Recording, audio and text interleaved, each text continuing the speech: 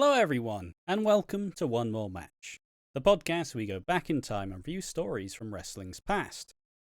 This is indeed the podcast that was supposed to be the flagship of the channel. This is what we intended to do when Piggy and Slater conceived of the channel idea. And then I thought of the name, because it's me, and I always think the name, because I'm fucking sick. So Piggy, what are we going to be reviewing today? Well, firstly, just want to say our third person came down with the flu, so they couldn't be here. Also, we gave them 50 quid, and they went, need 100, boys. I need 100, or else I won't show up. And I went, well, you can take your bags and get out. I'm only messing. They were sick. None of that happened. That happened. Yeah, they just went, doesn't work for me, brother. And we went, bollocks. But what is this? This is basically going to be us going back in time to 2011, a simpler time in wrestling. A bit more, still modern, but not really modern. Yeah, and we're going it has to be been reviewing... 13 years now. Yeah. Oh, Jesus Christ. Yeah. And we're going to be basically reviewing Christian Cage's World Heavyweight title run. This is going to start from Extreme Rules all the way up to about SummerSlam 2011, give or take. I wouldn't. Nah, it goes on a bit longer than that, mate. It goes. I have the notes specifically somewhere, but yeah, I suppose just as for like a bit of a backing. Initially, the plans. The plans are gonna go to. Actually, no, the plans are gonna go to August 30th SmackDown. So shortly after SummerSlam of the year. We're going to run through, we have Extreme Rules 2011, we have the May 11th 2011 episode of SmackDown, where Christian defends the world title, we have Over the Limit 2011, we have June 3rd of SmackDown, we have Capital Punishment, Money in the Bank, SummerSlam 2011, and then finally the August 30th SmackDown, where where Randy defends it against Christian in the steel cage. Why do we choose it? Well, I mean, Christian is a personal favourite of mine, and it also happens to coincide with the time that I got more into wrestling. Because I saw the Edge defending his world title in the Elimination Chamber against, Ray, Wade Barrett, Big Show, maybe Drew McIntyre in there. Like, a fucking mess of Elimination Chamber. A really interesting match where Ray and Edge started and they finished it. Oh, it's great. I was fully taken in.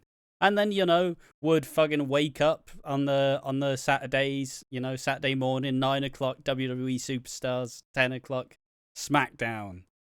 And obviously Edge had to retire at that Mania, and we then led into the Christian world title run, which, yeah, I was a big Christian fan. He's Edge's mate. It's to Piggy's figuring.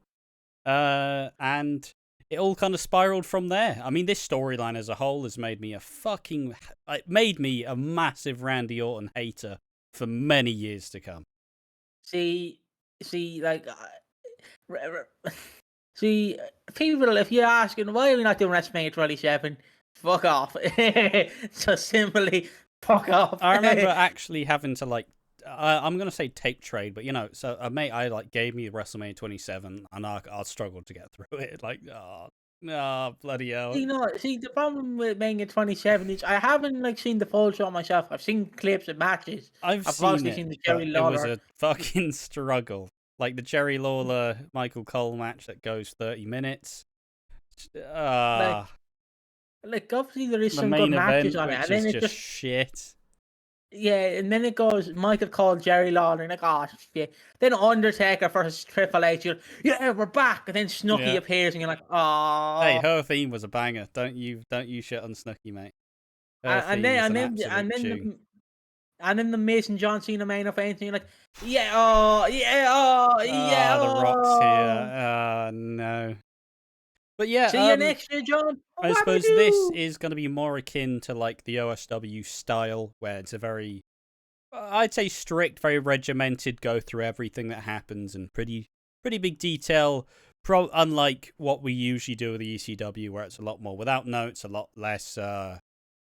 Essentially we'll watch it, we take some notes, we kind of, I don't know, I crafted some jokes for this fucking podcast, and then we run through it in a probably quite a long fashion. So Is there anything else other than that immediate introduction of what the One More Match podcast will be? Just want to know, how are you doing, mate? How are you doing, Pod? Yeah, Before game, are you excited to do this? it's honestly we've been working on. I say we've been working on it. We originally conceived of Piggy and Slater conceived of the channel idea in what, like October, November ish, right? No, it was about May. It was about May last year. Really? Yeah. Nah, oh wait, no, that's when we retook over. We restarted it in November. Yep. And yeah, fuck me, that's wild. And obviously, this was what we planned to do. Come up with a name One More Match. You figured out the graphics and whatnot. But obviously, there was a lot of shit that went on last year. It was a pretty rough year. We dog died, another dog died, Nan died. Pretty rough year for me. Each time we were gonna start it, it just kind of went wee. So, yeah, how are you doing, mate? You excited? I'm doing good. I'm excited to do this because I remember having a chat with some lad, and he's only like 16. Before you play Velveteen Dreams theme, no, calm down, not like that. Ow! Ow! Velveteen Dream. That's how it goes. Carry on. But yeah, he was on about like, time just be simpler when you're nostalgic to things. I'm like, yeah, when you look at it, 2011 today is nostalgic to us. Just Yeah, like how definitely people. is. It was how I got into wrestling, man. like, And then it's like, it's like with people from like 2006. Like, yeah, the Ruthless Aggression era was great. We had Marcus Corvon, Elijah Park, Big yeah, Show. no, it's quite funny to see what your favorites of your eras were, because I have some absolute like shit wrestlers that I love from this time period, and just nobody's replaced them. Like, at this time, give me Heath Slater, give me fucking Kozlov, give me like Alex Riley, just everyone, just all of these wrestlers that are just bona fide mid carders and lower. Just I love them. I love them. How about you? Yeah, I'm loving it because like people go, this defined a generation. Fucking yeah, Sheamus or Daniel Bryan, like once in a lifetime, defined a generation. Primo Cologne versus Sin Cara defined a generation. Like this is it, boys. Because it's so weird because they're on a hot streak at this point because Yeah, The Rock's just come back. The Rock's fucked off because Rock's about to film Fast and Furious 5 or 6, one of the two. probably 5. Probably 5. And obviously get into a fight with Vin Diesel. But we are ramping up towards, the more indie-fied WWE, where you do get the wrestlers coming through. You get the CM Punks, you get the Christians, you get the Zack Ryders, you get fucking Daniel Bryan. Probably said them already. You get these wrestlers who are ascending, and it's like, times are fucking changing, boys. It's fucking changing. Undertaker's gone, Triple H is gone, Shawn's retired. All these wrestlers are gone now. Someone's got to step up to take it. Edge is gone. And yeah, so it's a weird time.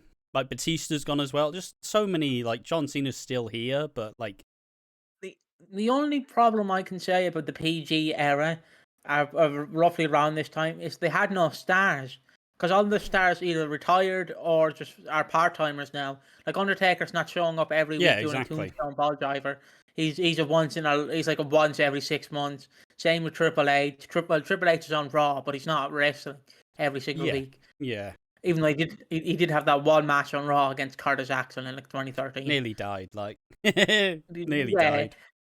But like it's so weird because I wish they like pulled the trigger on some of these stars and actually utilize them sooner, because we could be living in a different timeline where all these wrestlers could have been elevated. Like Punk could have not left even you the company. Look back at some of even like like say 2009 SmackDown, you had like that CM Punk, Jeff Hardy, and then you had John Morrison floating in there. You had Drew McIntyre floating in there. Then even on later on, you still had Wade Barrett floating around the picture, but ultimately the only one who really rose up at this time was fucking Christian, Del Rio, and Sheamus, and then you had to go all the way back to Mark Henry anyways. Like, it's kind of it's as much as you'd love to say like, oh yeah, they took it seriously and they elevated people. They really didn't, and this is the product of it. We even get to see a bit of that on this show as well. So just with that aside, I think it's time to get into Extreme Rules. Yeah. All right, so Extreme Rules 2011 comes to you live from Tampa, Florida, with a massive red X on the set, which, look, I mean, set designs are fucking a lost art in wrestling at this point. Like, as much as you always want it to look as good as it used to, some of the sets are cool, admittedly, but I don't know, mate. Like, I'm pretty sure WWE explained it away by saying, look, all right, they don't look good in HD, and it's like, yo, you could at least fucking try. Like, you don't have to just not do it. You could try still. Just I don't know. big screen, great. Because I fucking have 5.5 vision. Like, And then of course you get the good old. I don't know who does the themes now, but all the themes now are just. yeah, pussy in bio. It's, I don't know, something like that. Yeah, it's the sign that times have changed. But we're back here. The commentators tonight are Josh Matthews, Jerry the King Lawler, Booker T, and at some point, heel Michael Cole. Oh, see, I don't really mind this lineup so much. I don't mind it because obviously, look, Josh Matthews was a bit of a favorite of mine back in the day before he went to TNA. It was fucking annoying. Jerry Lawler, he's still alright at this point. He's not super bad. Booker T, he's shit, but I can't not love him. I can't, like, he says so much nonsense. Even nowadays in commentary, he says so much shit. And heel Michael Cole in some doses is reasonable. What you reckon about this commentary team? It's a 4-man or 5-man boot, isn't it? It's a 4-man four-man. booth. Fuck. I don't like. I just wanted to briefly say on the stage as well before I get to the commentators. I fucking love these kind of basic stages because you see now with WWE especially because AEW kind of do the same but not really. You see like they have all these like light up ring aprons, light up Yeah, fucking the LEDs. LEDs, and it's like this match is sponsored by Cinnamon Toast Crunch, and it's like Rey Mysterio versus Dominic Mysterio in a blood feud. And it's like, yeah, whip them like Cinnamon Toast Crunch, whips you when you eat them in the morning. And Man, it's this like, match is brought to you by Mike's Hard Lemonade. Only Mike's. All hard. Sorry? Sorry? What's this then? I don't hate the idea of like covering the mat and stuff. Like, I wouldn't mind a logo. Put the fucking show logo in the middle of the mat or something. But I don't know. Yeah. I think it's just. I think a lot of the design has gotten pretty boring over time. And even just these smaller sets were just a good way to make it feel like you're not just watching Raw or SmackDown, simply. Yeah, and then like obviously when you get into the later half of the 2010s, oh fuck me, Everything get looks baited. the same. Don't even have pyro. At least there was still pyro, you know? No. That went as well for a little bit. Well, I know. I mean, like at this point in time, rather. Oh yeah. Sorry, but yeah, like when you get to like 2016, it's like, okay, this happened at a pay-per-view. Okay, the set design is the same. So did it happen at Battlegrounds, Extreme Rules, or SummerSlam? I can't fucking tell. Yeah, what pay-per-view did this take place in? It does get quite confusing at some point. But by the commentary team, I don't like a 4-man boot. Like I don't, because it's very cluttered. I just did it there. It's like fucking like if we're talking over each other. Like that's the problem with a 4-man boot. You fucking go, oh my god, he hit me in with a kick, he hit me with a kick. That was a big kick. That was a big kick. and then you just have Josh Matthews go, oh, and we're going to the break. Ow. Yeah, it's just he does make some noises. But yeah, it fucking. Yeah, I do. It's like a 2-man commentary booth works. A 3-man is okay, but I feel like if you know the roles and you know who's gonna do what, it can flow pretty well. And I mean we've been a fucking 2-man team for a fucking year now, and I'd like to say it's gotten a lot better than it used to.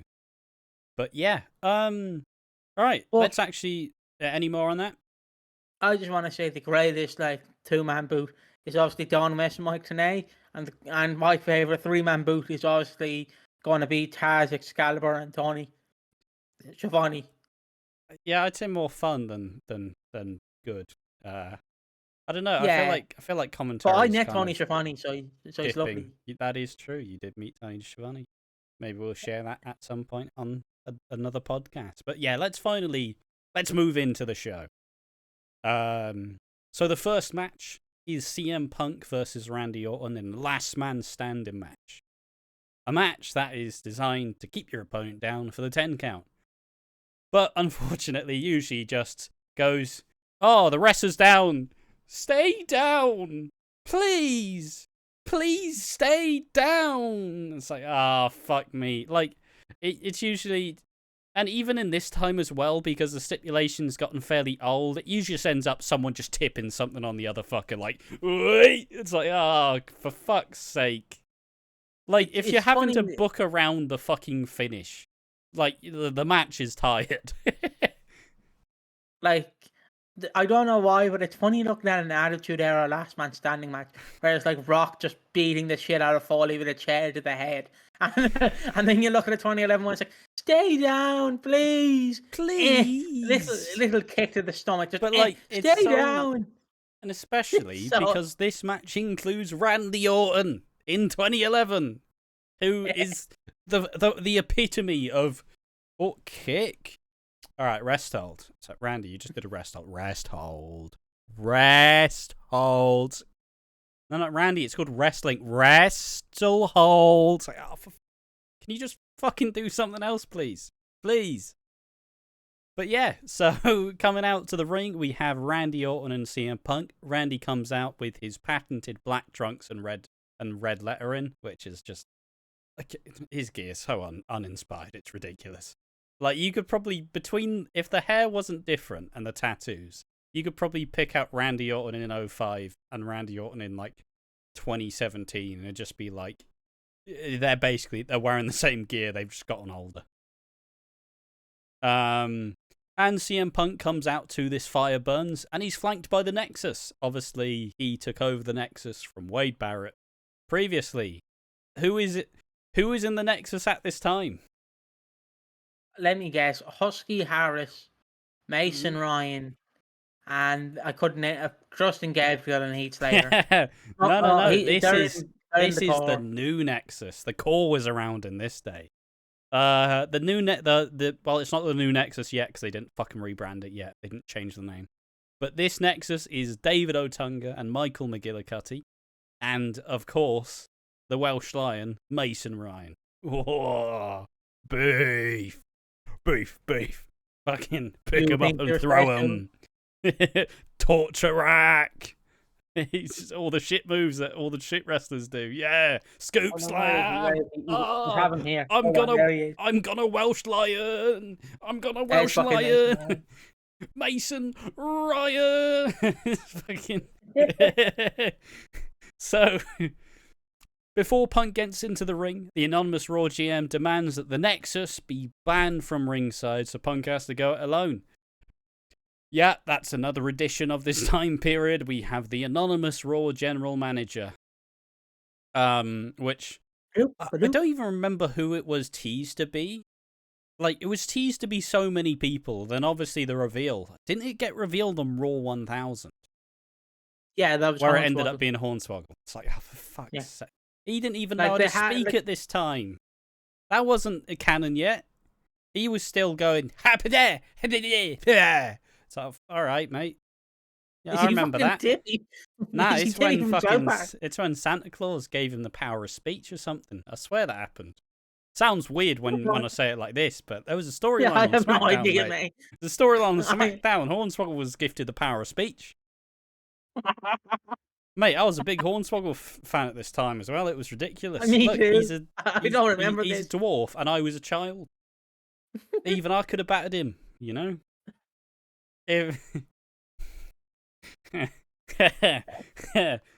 Moving on from that little one. Also, Catlight would be pretty OP if CM Punk just went, Mason Ryan, kill him. So, yeah, alright. Alright, David. Bore him to death. Start talking about law or something. McGillicuddy, I don't know what you do now. I don't know what you do either. Shit on his mustache or something. I don't know. All synonymous things. Who would win in a bore-off? David Flair or David Otunga? Oh, that's close. That is. Like David I mean, Otunga I'm already bored of this question, mate. So I think the job's worked. Like all I'll say is, David Otunga. It's like going to a restaurant and ordering mashed potato or ordering fucking plain pasta. Oh, fucking. Oh, I need the food, but I'm fucking bored. but yeah, now let's get into the match. Prior to the bell ringing, Punk exposes a turnbuckle as Randy and Punk brawl in the ring, but they very quickly end up the old classic brawl to the outside. The first section of the match is dedicated to teasing someone being thrown into the exposed turnbuckle, which, you know, it's just bog standard at this point. It always happens. Well, not the exposed turnbuckle, but the brawl to the outside. Just you can't wrestle. Fuck it. Get over there. The first weapon introduced is a kendo stick. When after Punk hits Randy, he does a cute little pose. I don't remember what pose he did. I haven't watched this show in about 3 months. But he does a cute little pose. Just take my word for it, boys. Take my word for it. They tussle back and forth, so they try to regain control and wait around doing a move, and then acting like they won't get up. Yeah, classic last man standing match. Randy does his comeback move and that sick backcracker, but Punk controls the pace and drives him straight into the exposed turnbuckle. He takes advantage with the running knee in the corner, and nearly a GTS, but Punk gets sent flying to the chair in the corner that he just set up. Classic. I need to stop saying classic. That's somebody said about 13 times in this fucking in this match, actually, not the show. Randy follows suit and throws Punk around the outside and caps it off with a wonderful snappy scoop power slam, which is honestly a snap like power slam is one of my favorite moves as a whole, right next to the flatliner. Especially Randy Orton's, he fucking makes it look beautiful. I'm just imagining it now. It's beautiful. It's so sensual, yeah, I'd say. Punk tries to keep control, but Orton sends him back first on the barricade, and back in the ring as Punk hits a GTS, but Randy gets up at 9. He gets hit with a side Russian leg sweep on a folded steel chair, but when he tries to set it up again, Punk gets an RKO out of nowhere. Punk retreats to the timekeeper's area and sends Randy with a chair over his head neck first into the corner post, but he cannot be kept down as Punk sets up for a GTS on the announce table, but receives another RKO on a clearly non-Spanish announce table. One thing I gotta say about this spot, why is he doing the GTS on the announce table? You don't need the announce table. You don't need... You'll need him in the head. If you're driving someone through the announce table, you gotta fucking slam them through it. That'll hurt them. If you're just giving them a knee, you could do it off the announce table. See, there's more weight on the table. So, like... Yeah, so but, like, he's just... Mate, it's like a toddler running face first into a table. Like, fucking... What's the point? Yeah, he's going to be all dazed, like, ooh, and he's going to fall backwards onto the other one. That's not impact. That's bullshit, that is. All I'm saying, set up for a pile driver or something. It makes more sense. It's banned at this time. I think it's still banned. Yeah, it is. Banned. But, like, yeah, but he's not hitting it. Just tease it. Just fucking tease it, right? But yeah, Punk gets sent flying through the not Spanish announce table. Randy sets up a punt into the stairs, but Punk reverses it and hits a fireman's carry flapjack onto the steel steps. He climbs to the top rope, but is smacked by Randy with a kendo stick, which sets up an avalanche RKO, which he hits, rendering Punk down for the 10 count. Therefore, Randy Orton finishes his feud with a new Nexus in a very strong and scrappy last man standing match, where you genuinely believe they actually wanted to beat the ever-loving shit out of each other. Just all of it. All the stops left out. Like, some say Punk put Lego in Randy's boots, you know. Can't prove it, but That's how much they wanted to fucking destroy each other. What do you I think of the cunt? Great move, isn't it? you what? The cunt. True. That is indeed cunting him. It's a good move. It's just really hard to make it look. It's hard to make it look good and have it not fuck him up, because My pet. like you see the one on Vince just getting absolutely fucking leathered, and it's like you can't gimmick that. He just took the whole fucking boot. Like I think my favorite one is the one on Flair in like 2020, because they're like, oh, he's setting it up, Hey, Yeah, sorry, it's sorry, hey, kicked him. yeah, Like it's things like that.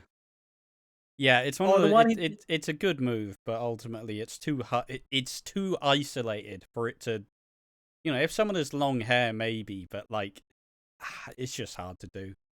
But yeah, I um, suppose any more on that? I'm just going to wrap my final thoughts on the match really. go ahead. I just kind of described it as an enjoyable match, which didn't overcomplicate the finish and made it seem unique. And in general, this match, it was a pretty good match. It was a decent performance from both wrestlers, and I simply wrote, I'm so happy we didn't get lazy slow Randy Orton. Like, it was a 20-minute match. It was pretty decent. It was back and forth.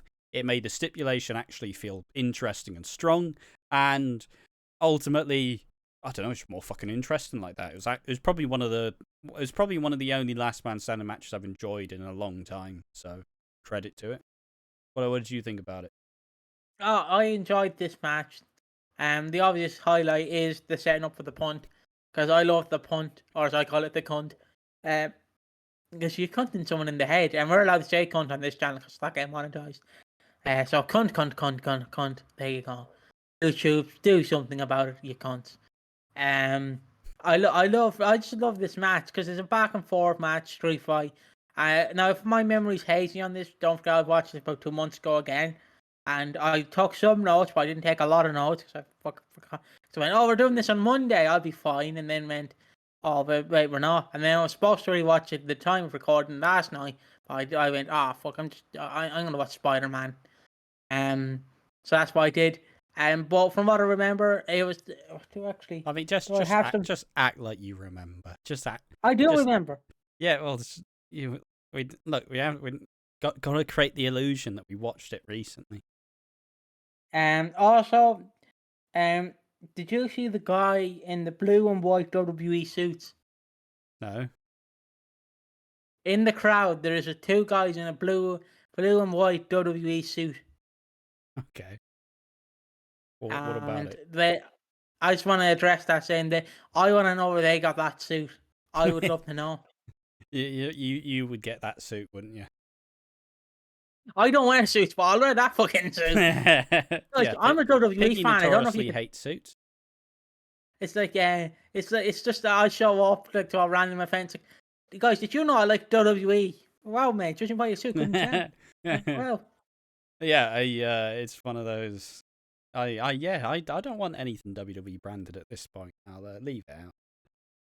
Unless it's a retro T-shirt, I don't mind, because they just Ah, can't do modern wrestling T-shirts. Like, I don't care what people say. Like the fucking. I wanted it's to just see him. I hate how there's always a massive WWE logo on the back, or like the fucking logo at the bottom. WWE authentic. Who cares? Like it always has to have a big thing on the front and a fucking quote on the back, and the quote's always something cringy like fucking "Daddy eats first." Cheers, Roman. Now I got to walk in public like this because you've got a dodgy shirt. Cheers, mate. But yeah, carrying on to the next match. I'd argue we don't need to. What is your favorite like shit wrestling shirt? I mean, I feel like this topic's been done a lot better, done by a lot more funny people than me. I don't have one at mind, and even if I did, I'd just be referencing other people's videos. So Fair enough. I just want to say, like, I really wanted to buy the CM Punk Survivor Series T-shirt when he came back, and last year at Survivor Series 2023, like, but it was like a CM Punk logo with Survivor Series, and then on the back it said "Hell froze over," and it's like, why?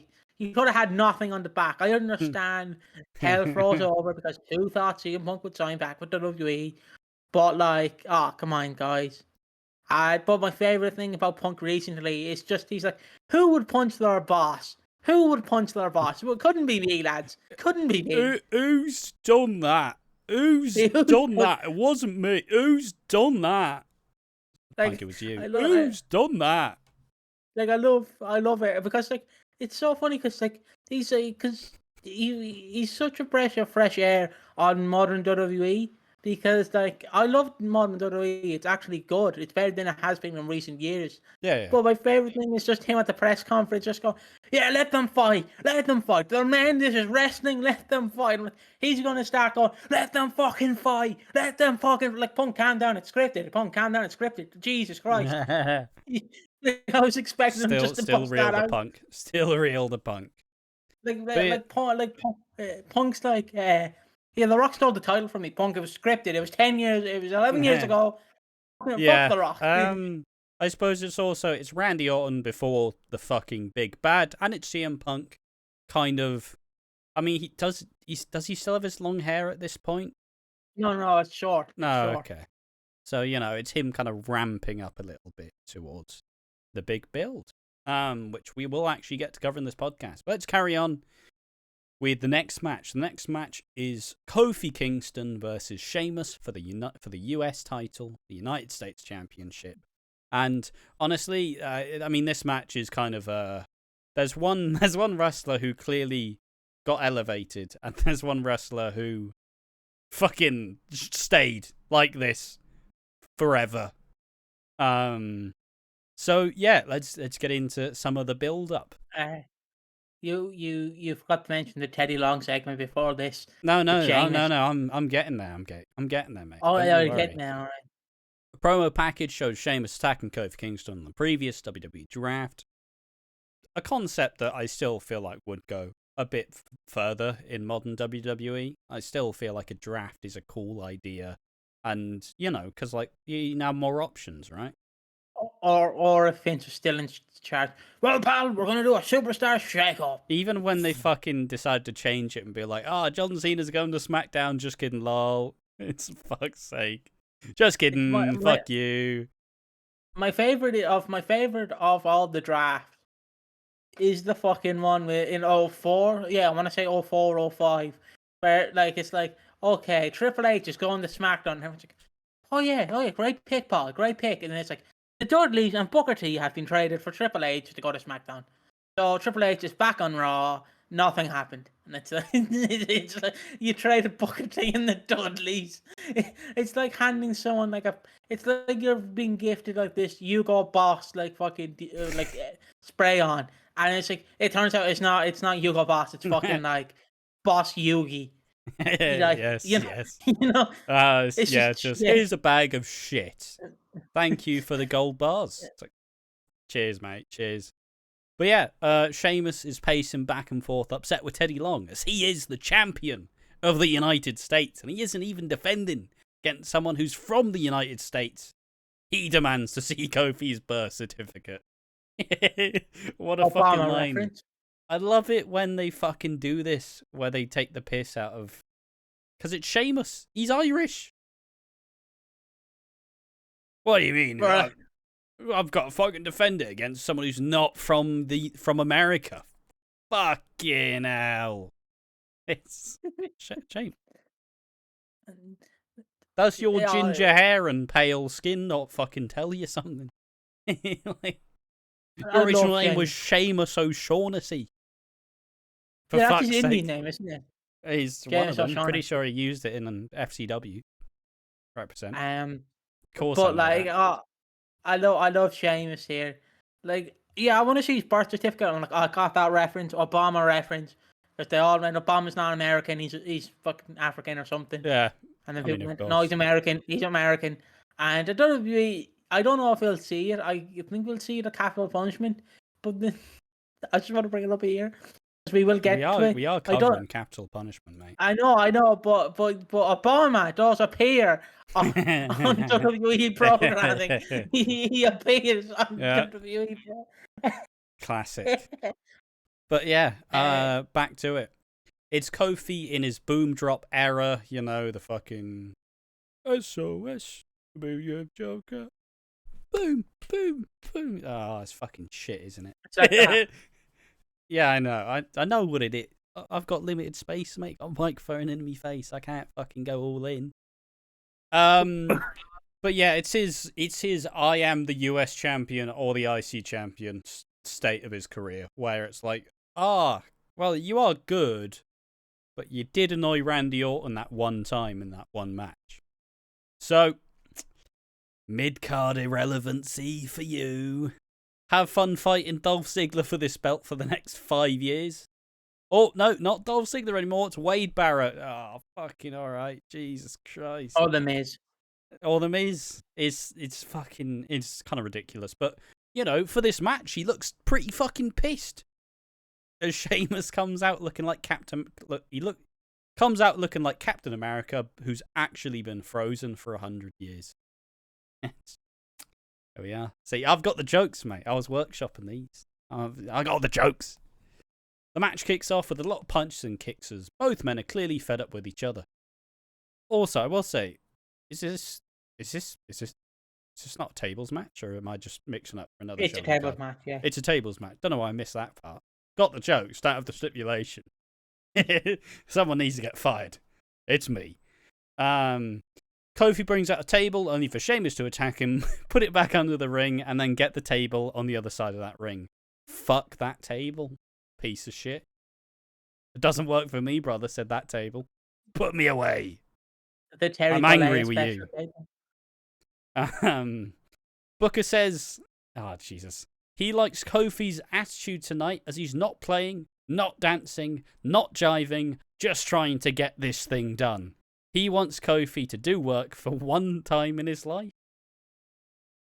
Book. That's his whole career. That's his whole job. He's working every night. He fucking.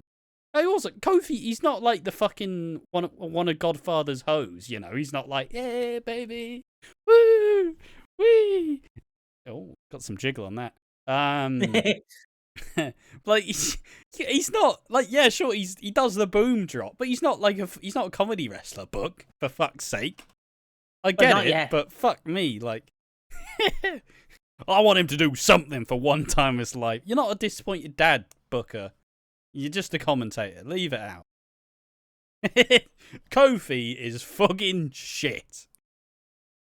Cheers, Book. Good observation there. I do love when commentators like weigh in on wrestlers. I don't know. I forget which one it is. I think it's Steve Austin beating up Vince or Triple H. I don't know if you ever seen the clip of Jerry saying, beat his ass, Austin, whip his ass, whip his ass, Austin, get him, Austin, whoop his ass, Stone Cold, Stone Cold, Stone Cold. I think it's against I love it when the commentators have a particular favourite. Just like how, even aptly in this time, Michael Cole loved The Miz and hated Daniel Bryan. It was a great time.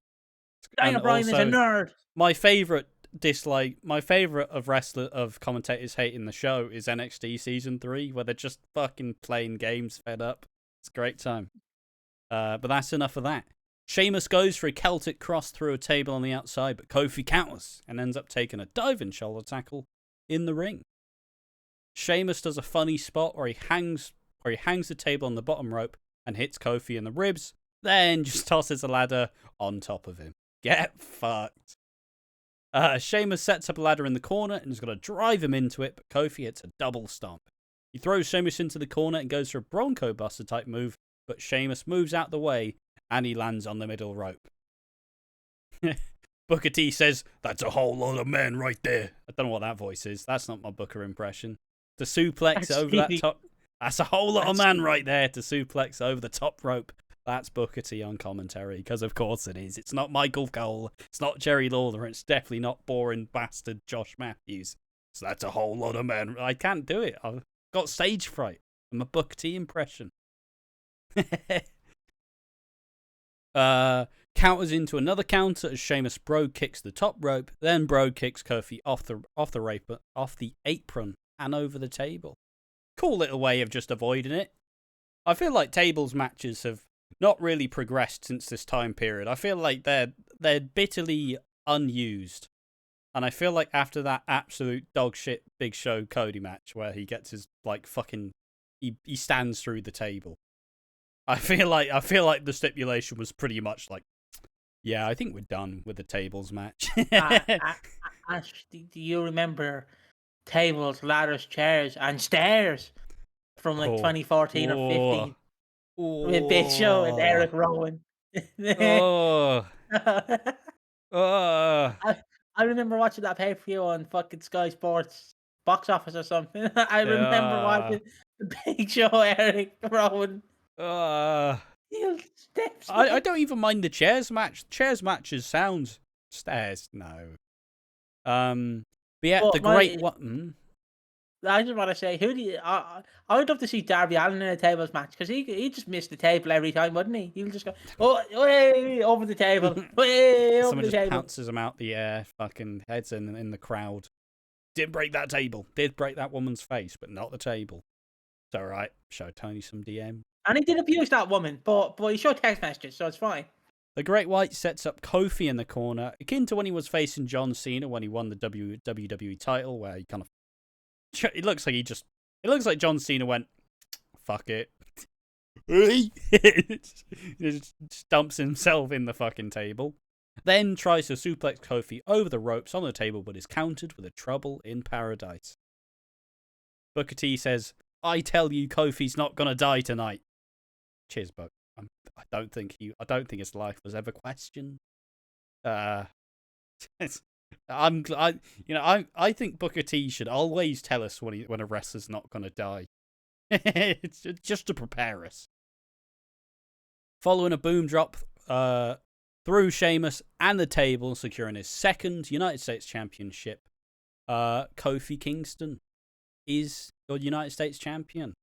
Production note, that was a really good camera shot where it's obviously set up on the outside. He jumps off the top rope and like you just fucking see him just like meow, and it looks so good because of the angle. Fucking, it's a cool shot. Yeah. I loved Kofi avoiding all the table spots until the end, where he just pops his arse through the table on top of Sheamus. But like this match throws it back straight through that table. Get that ass, Kofi. Get that ass. Drop it on him. Drop it on Sheamus. Drop it on him like you're gonna die. Cheers, bud. Appreciate that. But like, it was an alright match, but the highlight is obviously Kofi going, oh, hey, miss me, hey, miss me. Yeah, it's just. I like it. I do like the idea of, it's tables match. You literally all you have to do is avoid going through the table. I want some fucker to just get all oiled up so he just starts slipping off everything. You can't fucking catch me. Starts running around. Try to put me through a table now, bitch. But I don't know why, but again, it's funny because you go, there hasn't been many tables matches. Like, it's just a rundown thing, and then I'm like, Tony Khan sees TLC matches every single week on Collision. Like, there was one against Jeff Hardy on Rampage, one on Collision against Powerhouse Hobbs, who I nearly called Brian Hobbs, which I think I was thinking of Brian Knobs from the Nasty Boys. Yeah. But like, it's fucking hell. Do love a tables match. I don't know. I think the chairs match is the worst out of the three main stipulations of a TLC match. I don't know. I to be fair, when I do think of the chairs match, I do think of that Sheamus Big Show one. Or no, is it Mark? Yeah, Sheamus Big Show one, where he had that big chair. That match was great. But yeah, I don't know. Like it was always one of the ones I love to play in the games. But yeah, just as my thoughts on the match, I thought it was actually a pretty fun tables match, and I thought they did a really good job of being creative with the spots. Like it feels like most table matches have one of those spots, but they had a bunch. Like they really did build to first how fucking easy it is to lose, Like, you know, like you fucking fuck up once, you're going through a table. You know? Like, it's not that typical, like, oh, you're distracted, someone just spears you through the table in the corner. Fucking, like, what feels about, like, 15 of them ended. Like, I thought it was a nice back and forth. It's Sheamus, obviously, still being a pretty dominant champion. Still loses, but it's a tables match. It doesn't fucking hurt as much, you know? You just put them through a table. It's easier to put someone through a table than pin them. But it went on for 9 minutes. I thought it was quite a good time, and it didn't go on too long, and it didn't outstay its welcome. So it was pretty good. It's probably my default favorite tables match, because the only other one I remember is the fucking Big Show Cody Rhodes. So, you know, maybe it gets it by proxy. You know what? Big Show's been through some rough shit, hasn't he? In like terms of stipulation matches, he had that fucking monster sumo ball match, against Hogan in WCW where he died, but he didn't die. He did die. He fell off the roof. Dead now, of course. He did the Bradley Brannon fucking fall off the roof. Well, no, he didn't jump off the roof. Well, he still didn't reference on Wrestling Channel. Who would have thunk it? But like he's just been in shit stipulation. I know this is not about the picture, but he's just been in shit stipulations. Like no wonder in 2020 he just went, "Fuck you, Vince. Yeah. Fuck you. You haven't I've trained had me enough. properly in the past 10 years. Yeah. Fuck off." I say that. Some of Big Show's honest to God, best work is coming up, in my opinion. Other than Extreme Big Show, which is obviously his best work. But yeah, carrying on, we get an R-Truth crazed promo with Todd Grisham. And oh man, R-Truth is so over at this point, it's ridiculous.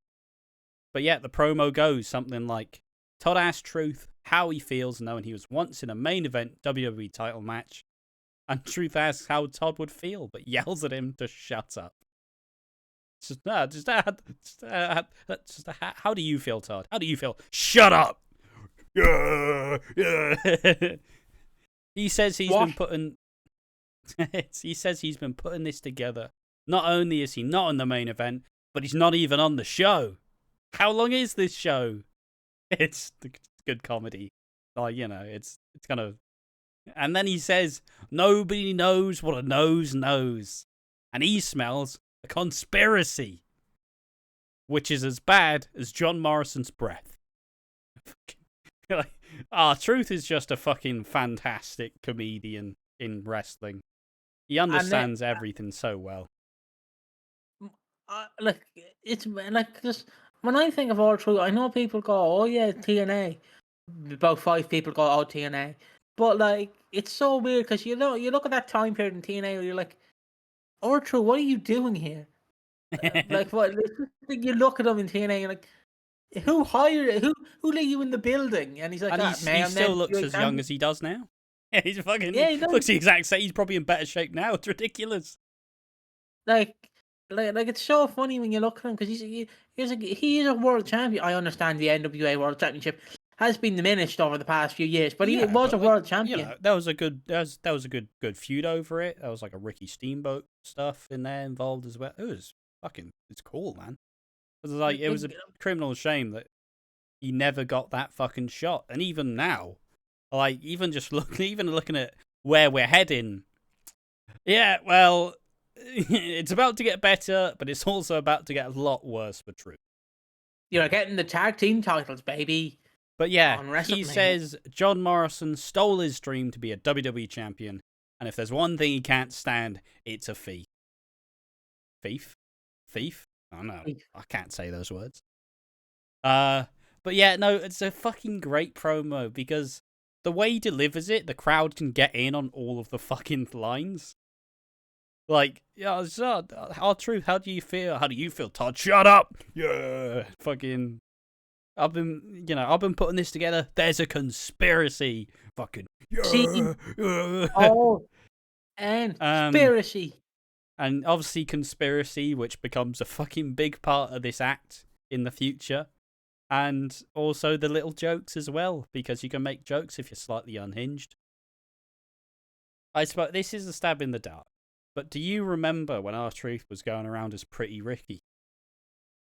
What the fuck? This was in like SmackDown '09, and he put in some false teeth, and somebody's got to remember it out there, but it's hot garbage, is what I'll say. Speaking of hot garbage, the next match on the card is Sir Michael Cole and Jack Swagger versus Jerry the King Lawler and JR in a country whipping match. Before this, we also see Jomo. Jomo will steal your lunch.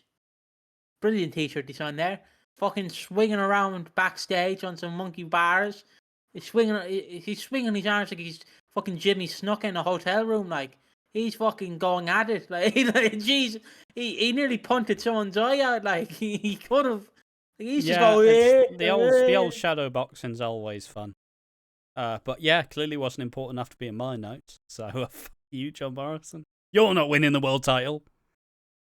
Have you seen his ROH? No, you probably haven't. No, have you of seen course I fucking haven't. Have you seen the clips? There's a fucking brilliant clip where he's in ROH and I don't know who he's feuding with, and he does the splits and he goes, "I'm out of here," and his fists down like that, and someone has his leg like obviously tied to his leg, so they just pull him by the fucking leash on the leg, and he's just doing the splits as he's leaving. I don't know why that always comes up to me.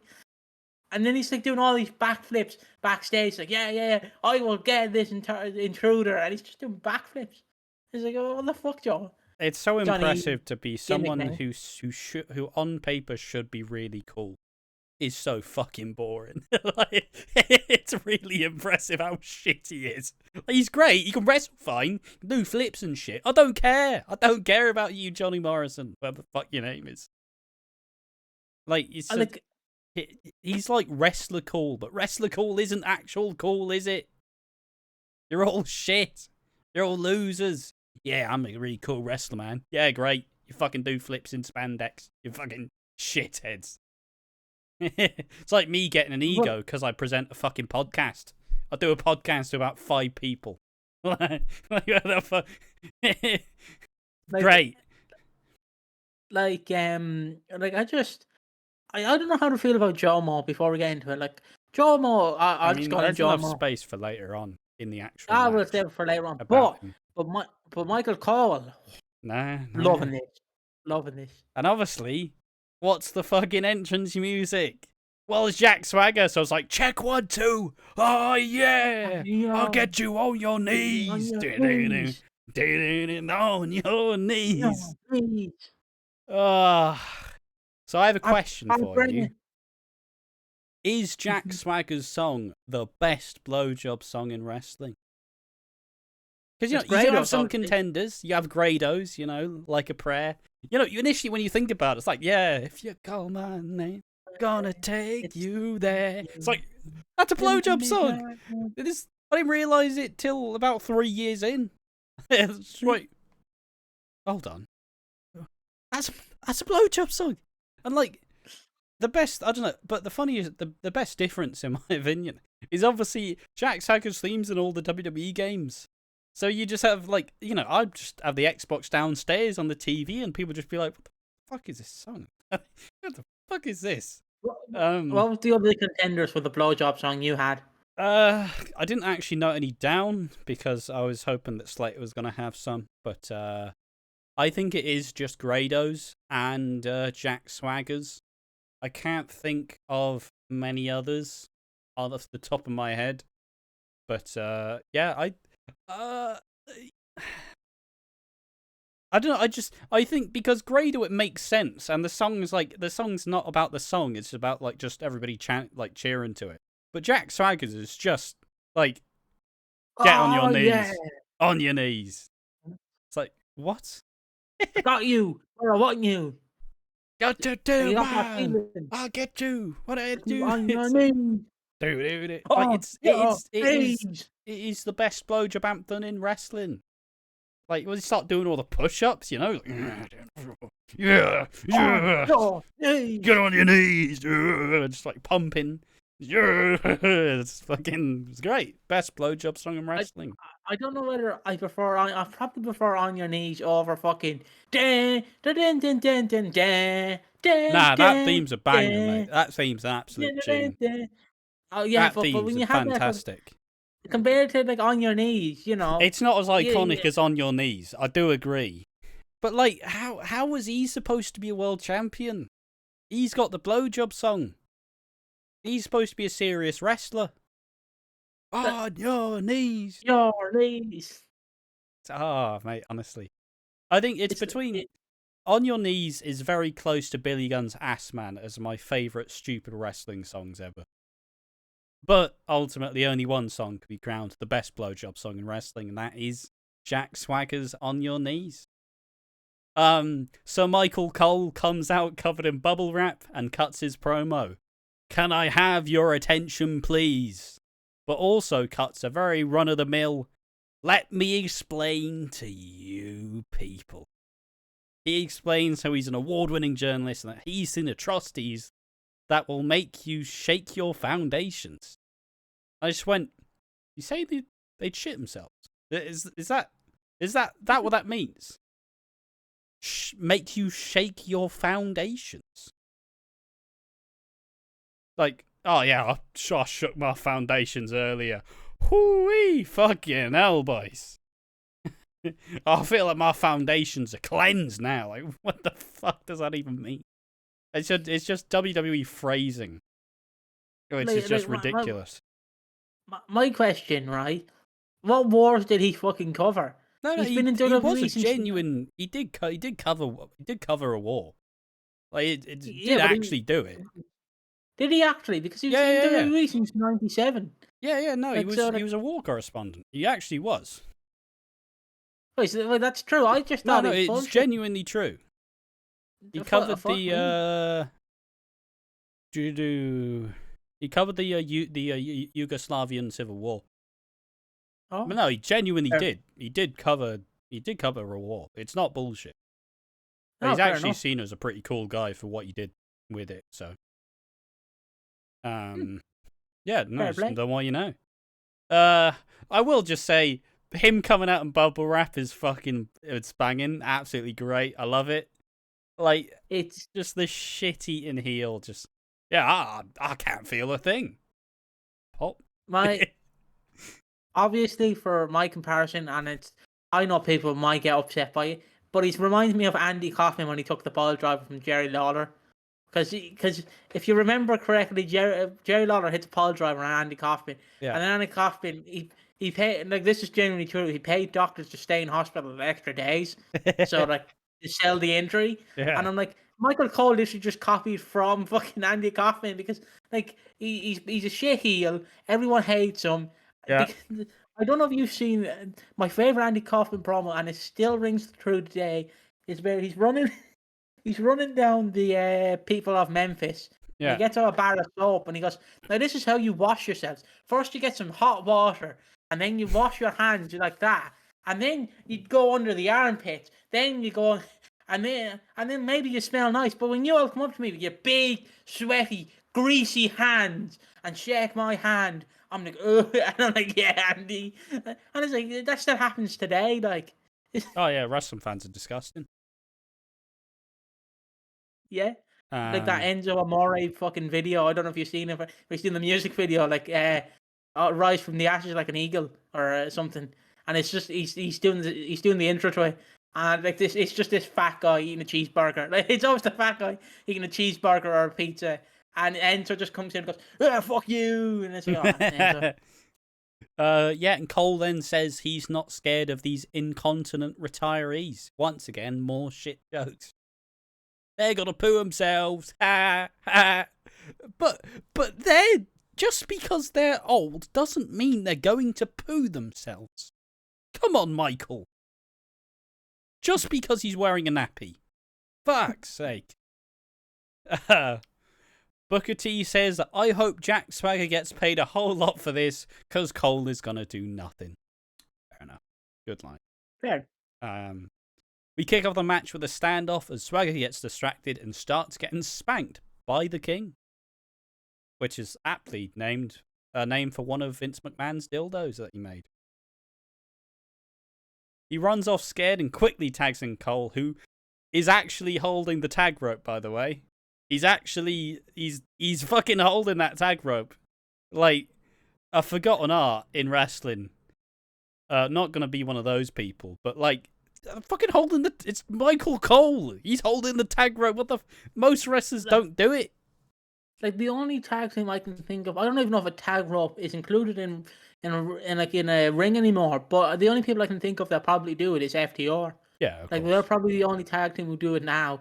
But like it's so funny. In 2011, the only people doing it is Michael Cole and Jim fucking Ross. Like it's one of those things Ross. where, like, I mean, there's also, I'm pretty sure I made an observation as well that there are some things that have kind of gone away from wrestling, and the tag ropes are pretty much one of them. Cole posters at not taking any damage with his bubble wrap, but Jerry strips him and he tags out. Swagger ties him up with his strap to the bottom rope and they tag out and in, whipping Lawler. Swagger tries to hit him with a Swagger bomb, but Jerry rolls out the way and holds the advantage until Cole interferes and distracts Lawler, which ends up with him in an ankle lock. JR hits him with the strap and ends with a DDT as we get a hot tag. A Jim Ross hot tag. And mate, the crowd loving it. It's ridiculous. How are they loving it so much? Like, oh, go on, Jim, whip his ass, Jim. Like, what the fuck, guys? Jerry Lawler and fucking Jim Ross. That's Michael Cole. And fucking, how is it so over? That's the worst bit. You can almost understand why they did it, because it got heat. It worked. See, Ash, do you know who I wish was commentating this match? I wish JR was commentating his own. Just whip on Jim, whip him. Stone Cold. It's fucking. Stone Cold, what? Whooping his ass. Yeah. JR reins him with a strap hit and holds Swagger with an ankle lock, which is funny because Jack Swagger's genuinely scared of Jim Ross's ankle lock. Like, I get that you want to sell the move properly, but like, I feel like someone who uses submission should probably know how to counter said submission. But Jack Swagger running away from Jim Ross? He was a world champion a year ago. For fuck's sake. JR whips him like a government mule and does a little shimmy before hitting him with a massive shoulder tackle. JR has Cole beat with the ankle up, but Swagger interferes and gets hit with a low blow and several strap shots, but Michael Cole hits the world's largest schoolboy, making Sir Michael Cole and Jack Swagger the victors. Loved it. Yeah, me too, mate. Like, I would love to say that I didn't, but for having two non-wrestlers, I thought that JR did a very good job of actually being looking fucking furious. And Cole did a good job of making you want to see him get his fucking shit pushed in. Like, obviously, Cole's heel work is campy and very, like, by the numbers. But it was only 7 minutes, and the crowd was into it. It's kind of wild. I figured out a stat. I decided to calculate what the average age of this match was. Do you want to take a guess? 132. They're not 100 each, mate. The average age of this match is 53 years old.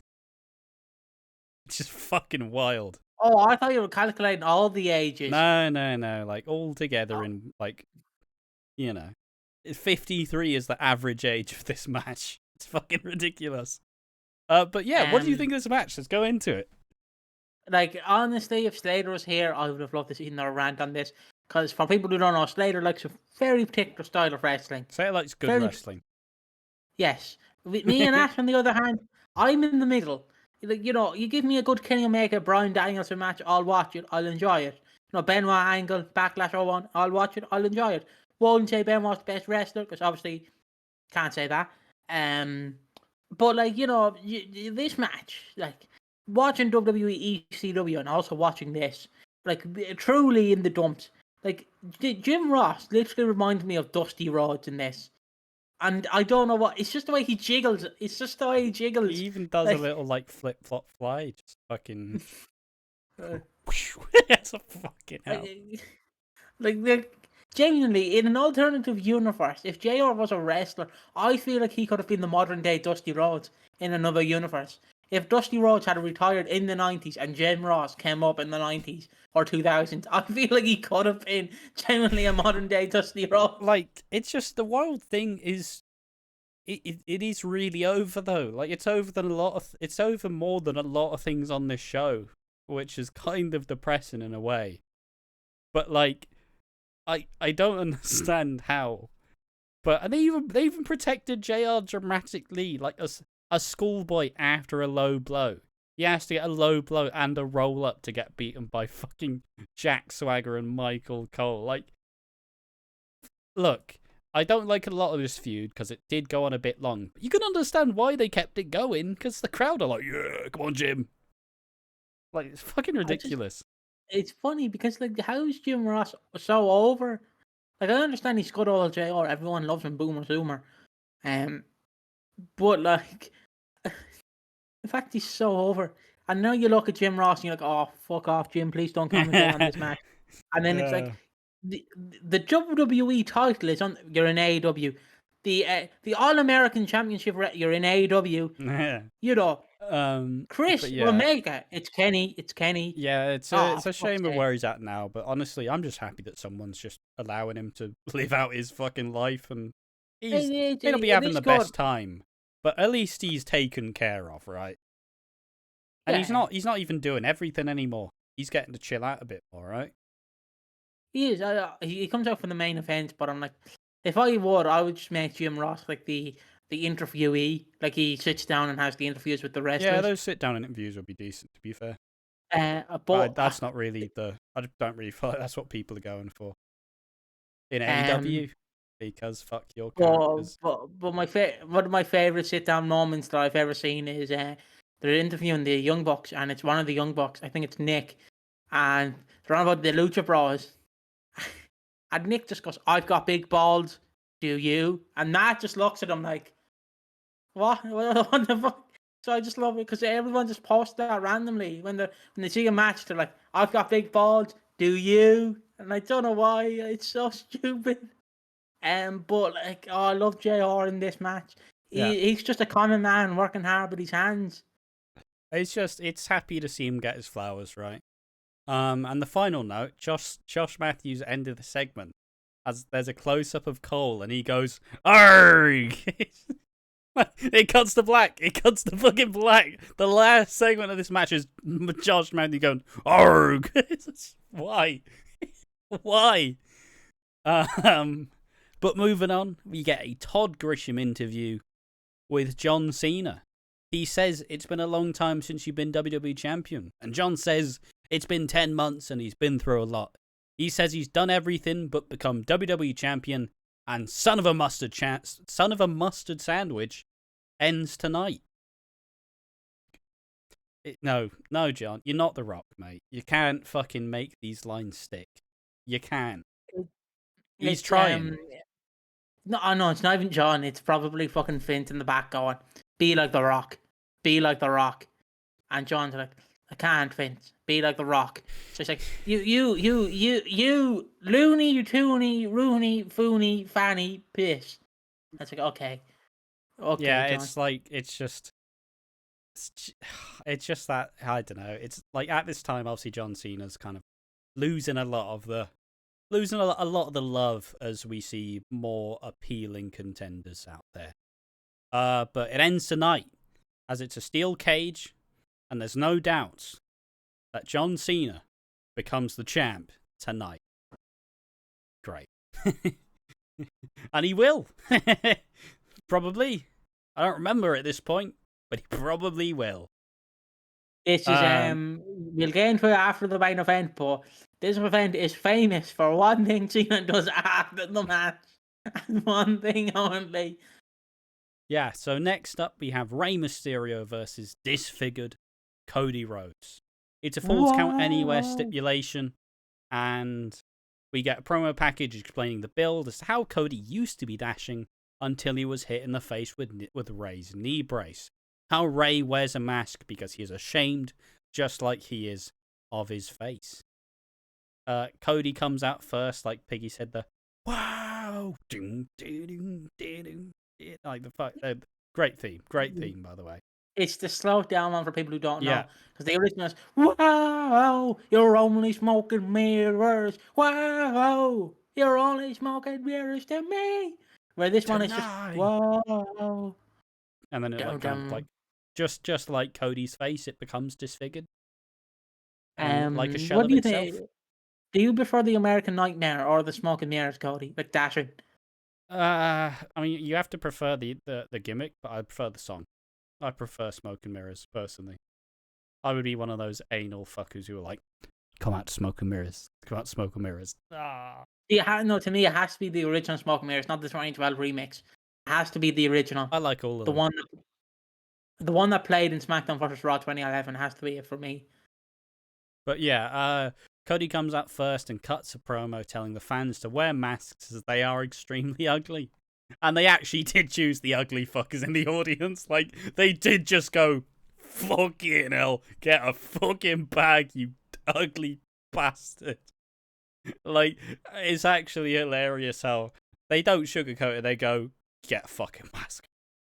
You are fucking sicken me. Get a fucking mask on. Also, love that gimmick of giving out the paper bags to ugly people. It's great. Yeah, I love it. I'll take it. And yeah, Ray comes out as well for his entrance, and he does his cute little mask against mask with kids telling him life advice and motivating comments. And I've actually fished out one of the truly best bits of advice that Rey Mysterio ever gave to anyone. It goes, Rey Mysterio called me a little bitch back when I was 8 at a house show. I've shared this story with my friends, even my family, but they always laugh it off. To be honest though, I would too. Anyway, Rey Mysterio was doing his regular entrance of talking to us kids whilst whispering things to us. He put a mask over my face and said, do something with your life, you little bitch, and then continued with his entrance. I never knew what he said to the rest of the kids, but he was straight up with me. Lol. Just imagine that. Oh, Rey Mysterio, you're my hero, you're my hero. Do something with your life, you little bitch. Yeah, cheers, Ray. But the thing is, you can't even explain that to your mom, because your mom would be like, no, Rey Mysterio didn't say that. And No, he didn't. he loves the kids. He wouldn't say that. Come on. Ray wouldn't say that to the little kiddies. But like, it's such a good fucking. I don't care if that's not real. It's real to me, damn it. Just imagine though, like, oh, Ray's my favorite wrestler. I love Ray. Oh, Ray, come to me. Ray's coming to me. He's coming to me. Oh, you know, low in the head. Do something in your life, you little bitch. It's what do you do? What do you do in that situation? You can't do anything. Like, all you can do is sit there and laugh. Because you can't get upset. You're a child. You don't know what the word bitch means. Yeah. Like, but it's fun. I like to imagine this guy was like in his 30s though. He's just in his fucking 30s. He's just very short. I see Yeah, you. he's very. I felt But he that has a beard. It's- He's like Pinker Dinklage. It was Pinker Dinklage. yes. That's what. Yeah, he was. It was him. Big beard, Mate, it's long so hair. fucking. It's just look. All that matters is I'm happy that we've committed this to memory. Now we've immortalized it. Just remember that when Rey Mysterio goes up to every single kid, he says, "Do something with your life, you little bitch," and it makes it 10 times funnier. But yeah, we kick off the match with a high-paced brawling as they trade blows and brawl to the outside, but with flips. Fucking hell. Cody regains the advantage with a dropkick and a pin, but Ray returns with a flying cock to the face off the stage. Is some would say his best move. Or Randy Orton. One of the. They brawl through the crowd and both take control. The most interesting spot was Boston Crab out like around a railing. Like, yeah, fucking sick. All right. I feel like submissions are kind of forgotten as well. I feel like not many people do submissions unless it's their finish. But it's a Falls Count Anywhere match. You can pin them anywhere. And honestly, Or submit them. if you submit them, and if you target, look, if I'm going to match Rey Mysterio, I'm dusting off his knees. He's had surgery fucking 700 times on his left knee. You know, just fucking smash. Like, stop. I brought it. I'm breaking that fucker's knee. I don't care. Mate, you don't even have to know, do anything. You could just give him like a little fucking knee massage in his knee and be like, bloody hell. I got a cramp. And it's like, yeah, you fucking do. do you know, like how people are into cock and ball torture? Do you reckon Rey Mysterio's into knee torture? Like, oh no, not my knee, not my knee. Oh, my knee. Oh god, my knee. My knee. And it's also, I suppose, just for general, what that is, you know how they always used to do the, don't try this at home, pro. Well, yeah, you know, they usually get like weird, like one notes where you have Mark Henry be like, this kind of pain isn't like any other kind of pain. And then you have like John Cena be like, I tore the pectoral muscle right off my shoulder. And then you have Ray going, I've had surgery 5 times in my left knee. It's like, fucking hell. And they played it like every fucking break as well, because they had to. So every time it's just my left knee. It's just, for fuck's sake, Ray, please. Yes, knee. Yeah, he's in the fucking knee torture. He's not my knee. I mean, the only reason he's still going is he's got them fucking stem cells banged in there. Fucking bang them stem cells in there. Holy shit, I'm fixed. What the fuck? And he's out again with a fucking knee injury. I think it's a knee injury. I've had surgery 27 times on my left knee. Oh, fucking hell, right. Do you reckon? It's kind of ironic as well, because you'd expect like Big Show to like need knee surgery. You'd expect like Nash to need knee surgery, which he definitely did. Because fucking hell, his knees were batty. But Rey Mysterio, I guess he is jumping around a lot. Do you reckon fucking Rey Mysterio, like, by the end of his career, will be like Andre the Giant, just leaning against the ropes, going, "Oh no, my knee, my knee, my knee! I can't move, I can't move!" And he's just like he's just stuck to the rope. Tag me in. He does a little jog for the 619. He goes, ow, ow, ow, hey. Pain. Yeah, but fucking hell, it's always funny, and I'll always joke about it. But yeah, Cody, once they make it out of the crowd, they brawl around the arena and find themselves next to a bar. Cody hits a beautiful disaster kick off a wall, but Ray kicks out at 2. Ray lands on the bar and hits Cody with a crossbody for another 2 as they head back down the arena and down the steps. Ray keeps trying to jump on things, but like Cody just runs away. And he runs away right before the fucking barricade, where Ray just sprints into a hip toss. Just wait.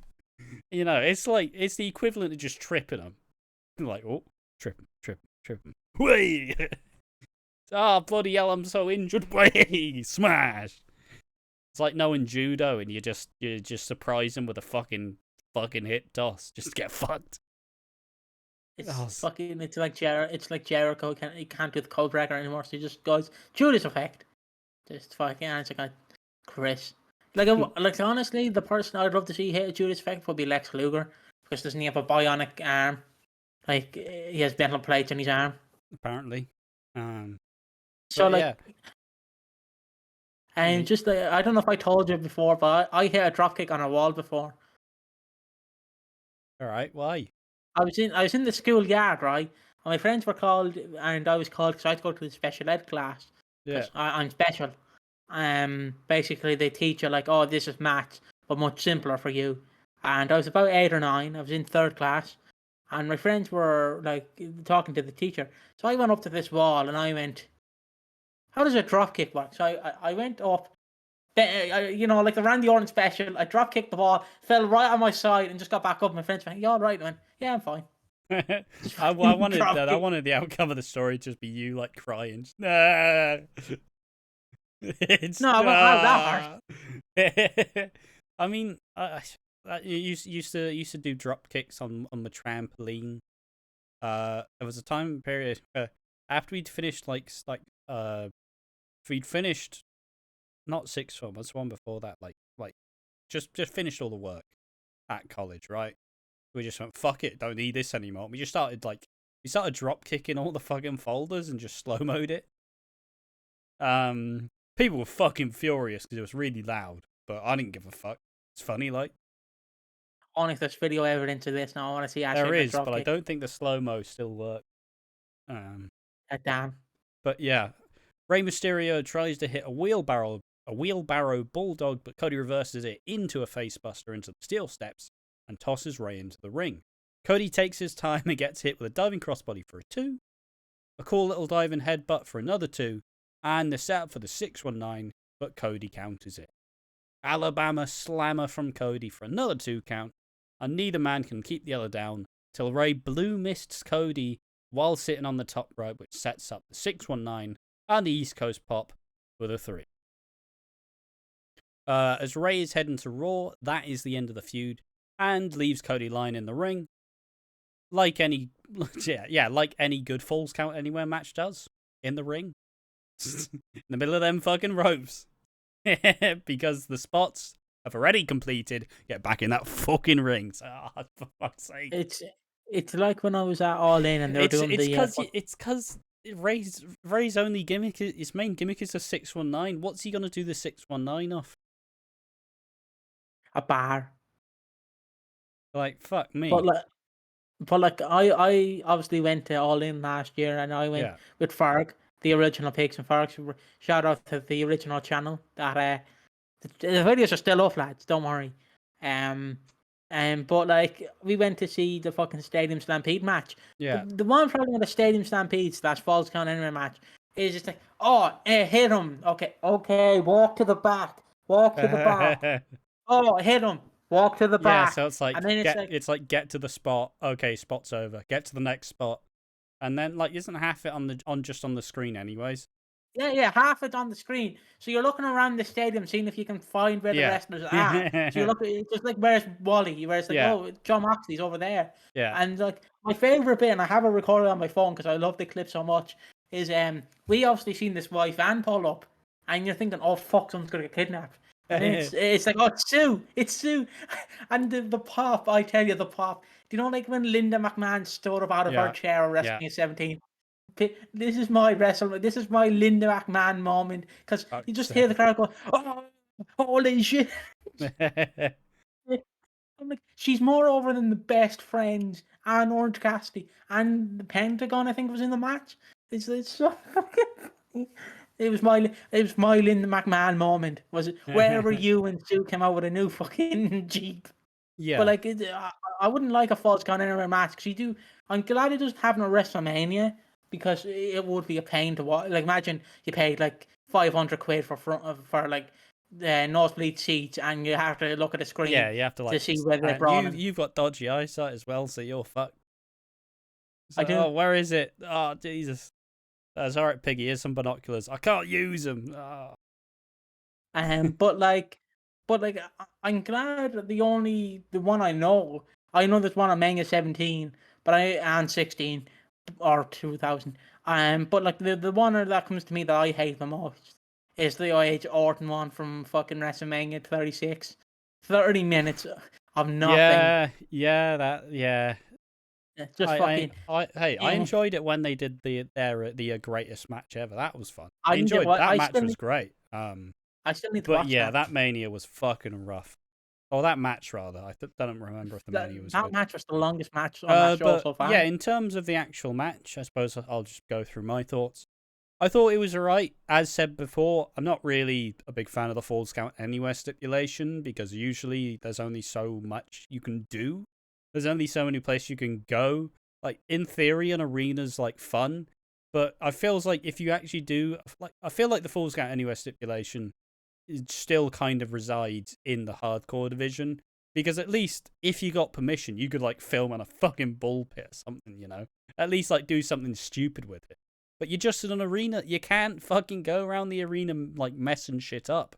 So you've just got to politely use everything and hope you don't make a fucking mess. So like, unless you have to set it up beforehand, they're usually like never that fucking interesting. I thought it was a decent storyline finish. Part of me was like, why did Ray use the mist when Cody's got the mask? remember that being a big stickling point. But you know, his eyes are still open. I'm pretty sure. Like the holes aren't that fucking large, or they are like enough for it. Point being, he probably still would have been affected by the mist.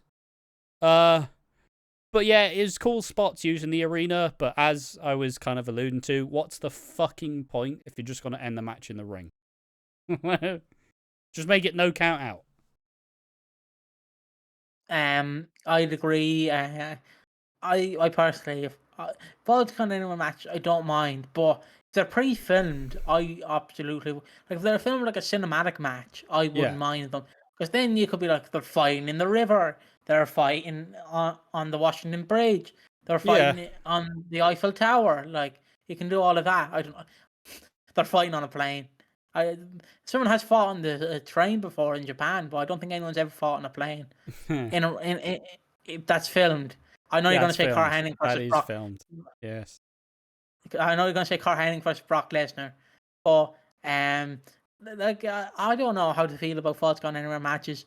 Obviously, I don't. If I could never see them again, I'd be happy. But Yeah. I think it's between Orton and Edge, or the Swamp match between Wyatt and Braun, because they're both stupid. And I don't know if an Ultimate Deletion match counts as a Falls Count Anywhere match. Kind of. But like, Yeah, they need to be more I do cinematic agree. I now. feel like it's just we've gone to the point where there's no fucking point in. It's just you use the arena for a bit, but you never usually get the pin because they obviously you know you don't have all the cameras set up. You know you'd have to like you have to get the frame and all sorted like on the fly. Like it's just I don't know, man. It's just if you're gonna use the fucking stipulation, use the stipulation. Like, make a little spot that they can brawl in and go to. Don't fucking. But, you know, also, maybe just create a fucking bit you can just wreck the shit out of. Like, was it, like, I always remember, wasn't it just hardcore type where someone just breaks the fucking door? Just rips the door Uh, off? I think, are you on about Big Show, Kane, and Raven, I where think so. Big Show and Kane go through the fucking door, or go through the wall, and also go through the door. Yeah. And famously, during that match, Raven nearly killed WrestleMania 17 along with Tommy Dreamer. Yeah. Two people nearly killed WrestleMania 17. One was a bit more extreme. One was an accident. So, so in hindsight, maybe a good idea. But yeah, it was an I didn't 11-minute 43 match. It was decent enough. And it leads us into a backstage promo. Next up, we have a backstage promo where Claudia Winkleman tries to apologize to probably the entire locker room, that being Gail Kim, Crimson Chin, Beth Phoenix, Rosa Mendez, Kelly Kelly, Tamina Snuka, Natalia, and Alicia Fox. There we are. Wait, did you say Claudia Winkleman? Yes. Was Just that intentional? yes. That's the Okay. joke. Look at Layla. Look at Claudia Winkleman. Same fucking person. Same hairstyle. They're the same fucking person, alright? You know, maybe people outside the UK don't get it. It's a pretty good comparison, I'll be real with you. Claudia apologizes to them and hopes they can work with her, but if not, it's a last night. They admit that they dislike her, but they like Michelle even less, so good luck. You are a cunt, like. She's worse. I fucking despise you. But she is a fucking piece of shit, so good luck, Layla. Good luck. And this is the famous retirement match. The retirement match between Layla and Michelle McCool. You're not enough on Yeah, me. and they both come out to "You're not enough for me." Oh, you know, there's never man enough for me. Anybody? You're not enough for me. Do you know what? They both come out to it though. You could at least given her a different theme. You know what I really wanted for? I know I don't know how you do it, but as a prank, in a dark segment, I'd love to have the Undertaker, like, you know, he's coming on his Harley, like he's "You're not enough for me," oh no, and it's just like, what the fuck? Who's playing that? And it's just like Finn's backstage going, ah, you fucker, But yeah, you. this theme is kind of it's a bit of a wild one because you hear this theme. I don't know if you get this feeling as well, but like I swear about 1,700 different women have used this theme. Uh, Maybe it's the intro, because I And swear the intro. I did the research though. I did the research. Yep. It has been used by obviously Layla, Michelle, and there's one other famous woman who's used this song. Would you like to take a guess as to who it is? Kamala. Try again. Actual prediction here. I did the research for Uh, this. Victoria. Tori Wilson. Tori Wilson. Oh. Yeah, fucking. It's kind of wild. Okay. I like because it's one of those things. Like most of the Divas theme has been used so much. Like I swear AJ Lee's theme's been used a shit ton. Caitlyn's like I don't remember what the theme was, but the I don't even remember. I should. She's one of my favorite woman wrestlers at the time. But fucking they all used it. Everybody's used the same woman's wrestling theme because there's about 3 of them. I don't know.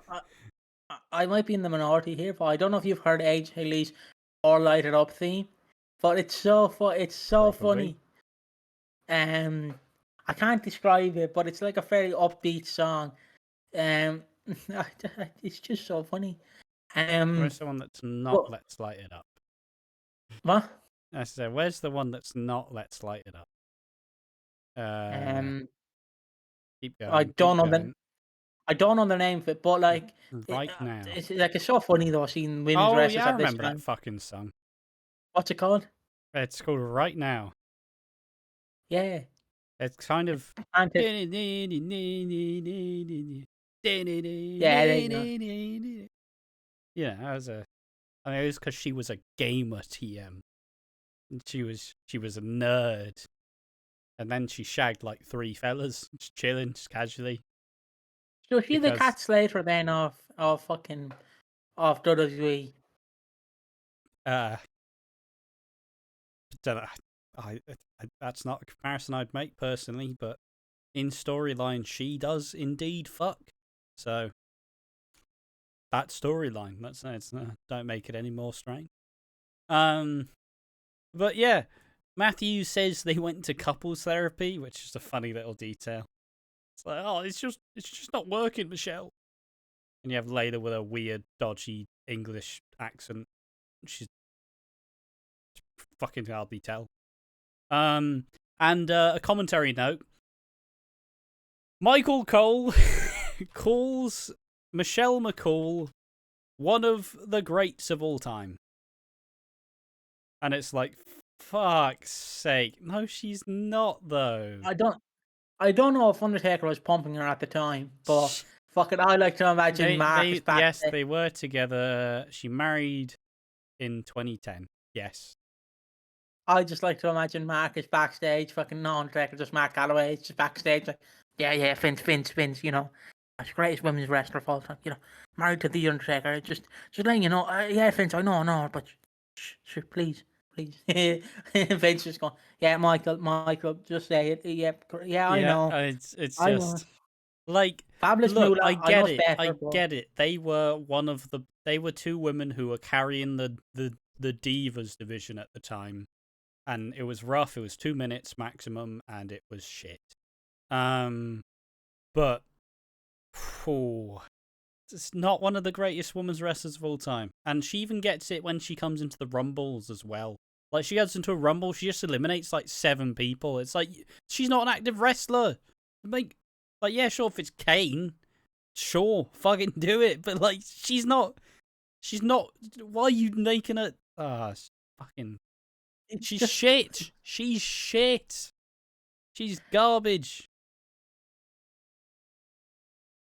it's just like how like it's just because someone has to love Michelle McCool backstage. Someone just has to love her. Yeah, Because fucking it's so Undertaker. funny when That's who. it's fucking Undertaker just in the air. Gotta make her look strong, pal. But But like yeah, it's it's just so funny But like Michelle in Rumbles is just brilliant because it's like she's the Undertaker in the Rumble, just fucking tombstone, tombstone, elimination, Yeah, elimination, it's clothesline, just elimination, like chokeslam, elimination. it's that Those old guys, like thing. It's like it's not what you know, it's who you know, and well, you know. It kicks off quickly though with Michelle big booting Layla as she's doing her pose on the top rope. You know, with the one where she like kind of like lies down on it. It's that one, that from the Layla classic. A quick kick and Michelle gets a 2 count, but they quickly scramble to the outside. Oh yeah, by the way, this is I believe this is a no DQ. A no count out, no DQ match, by the way. Just keep that in mind. No DQ, no count out. Let's see how little they use the stipulation. Michelle gets thrown face first into the table, as does Layla, and the latter gets booted into the announce table. Back in the ring as Layla gets some offense in a spinning soul kick, followed by a drop kick for a 2. She has a little more offense till Michelle reverses it with a belly to belly. Michelle's long legs get caught on the barricade, but ends up taking a facebuster on the floor. And Layla hits a stun dog millionaire type move for a 2. Pretty cool, honestly. Fair play. Never does it again. Never does it again. Layla starts crying, saying Michelle should just quit as she takes another big boot. Michelle sets up the Styles Clash, the Faith Breaker. The Faith Breaker, guys. But Layla reverses and hits the layout neck breaker, but Michelle's foot is on the rope. You know, it's a classic. It's a classic. It's like Ric Flair, Shawn. And the final sequence is Michelle hits the Styles Clash, but they're both so spent, and the cover takes a while. But Layla hits her with a surprise roll-up for the win. Michelle McCool must leave WWE, and her retirement match ends in a fucking surprise roll-up. And it is 5 minutes. Cheers for all your service, all the hard work you've put in. 5 minutes. And they tried. They tried their fucking best.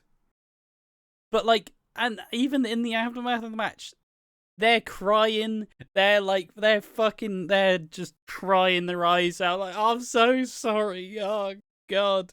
You know, it's almost like Ric Flair and Shawn Michaels. I'm sorry, I love you. 5 minutes. Roll up. Oh man, that was a comparison I was not willing to see. Like but like, why are they acting like it's Shawn Michaels, Ric Flair? Just stay down, Shell. Just stay down. It's like, fucking mate. Either of you lose, you're fucking fired, lads. Get some fucking piss and venom in there. And there were some cool moves, and they did try their best, but they still only got 5 minutes. And I'm not sure if they could have done more with that, because, well, they're shit wrestlers. And, like, you know, they were never really going to be allowed to do anything. But yeah, what do you think of this match, mate? I'll get to the post-match segment afterwards. This is the... You people in 2008 had Ric Flair versus Shawn Michaels, as Ash said. We had Ric Flair versus Shawn Michaels, died in 2008. Michelle McCool and Layla, born in 2011. Welcome back, Ric Flair and Shawn Michaels. Oh, boy.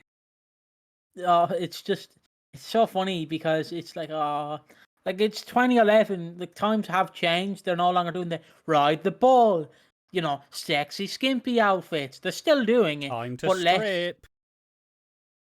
They're still doing it, but it's less extreme now. Kelly's expose. But it's better, I guess, in a sense. But 5 minutes, fuck me. I believe there's a Michelle or Layla, I believe they fucking fall on the barricade or something. Like they have a fumble on the barricade. Yeah, but obviously it does lead to a pretty sick face plant though. Like, it was a cool face buster, I will say. But yeah, like, it's still funny to see them being like, "Oh God," and then obviously no one cares.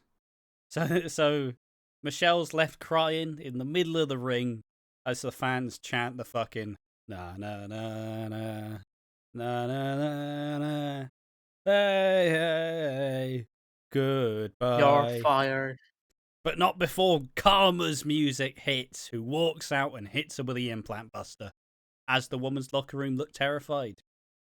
Now, let's be real. Obviously, Karma is awesome Kong. Fucking badass motherfucker. Probably one of the best women's wrestlers ever. Lit it up in TNA. Fucking matches with Gail Kim. Matches with... I don't remember who the other woman was. It's like... Is it like Hamada or some shit? I don't know. Probably. But like, a lot of like, you know, a very... Because she was actually fucking strong and she could actually lift up people, you know? She was a big woman who would fuck people up. Pretty fucking cool. But, yeah, it was Hamada. Maybe, I mean, that was a tag partner. I don't know if she wrestled her, but point being, you know. I mean, even TNA's like fucking knockouts division still at this time much better than WWE's because they actually let the fucking woman wrestle.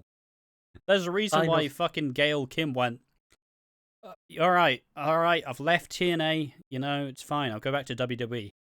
And I'm back in TNA. And then Mickey James went, TNA's cool as well. Like, there's a reason why she fucking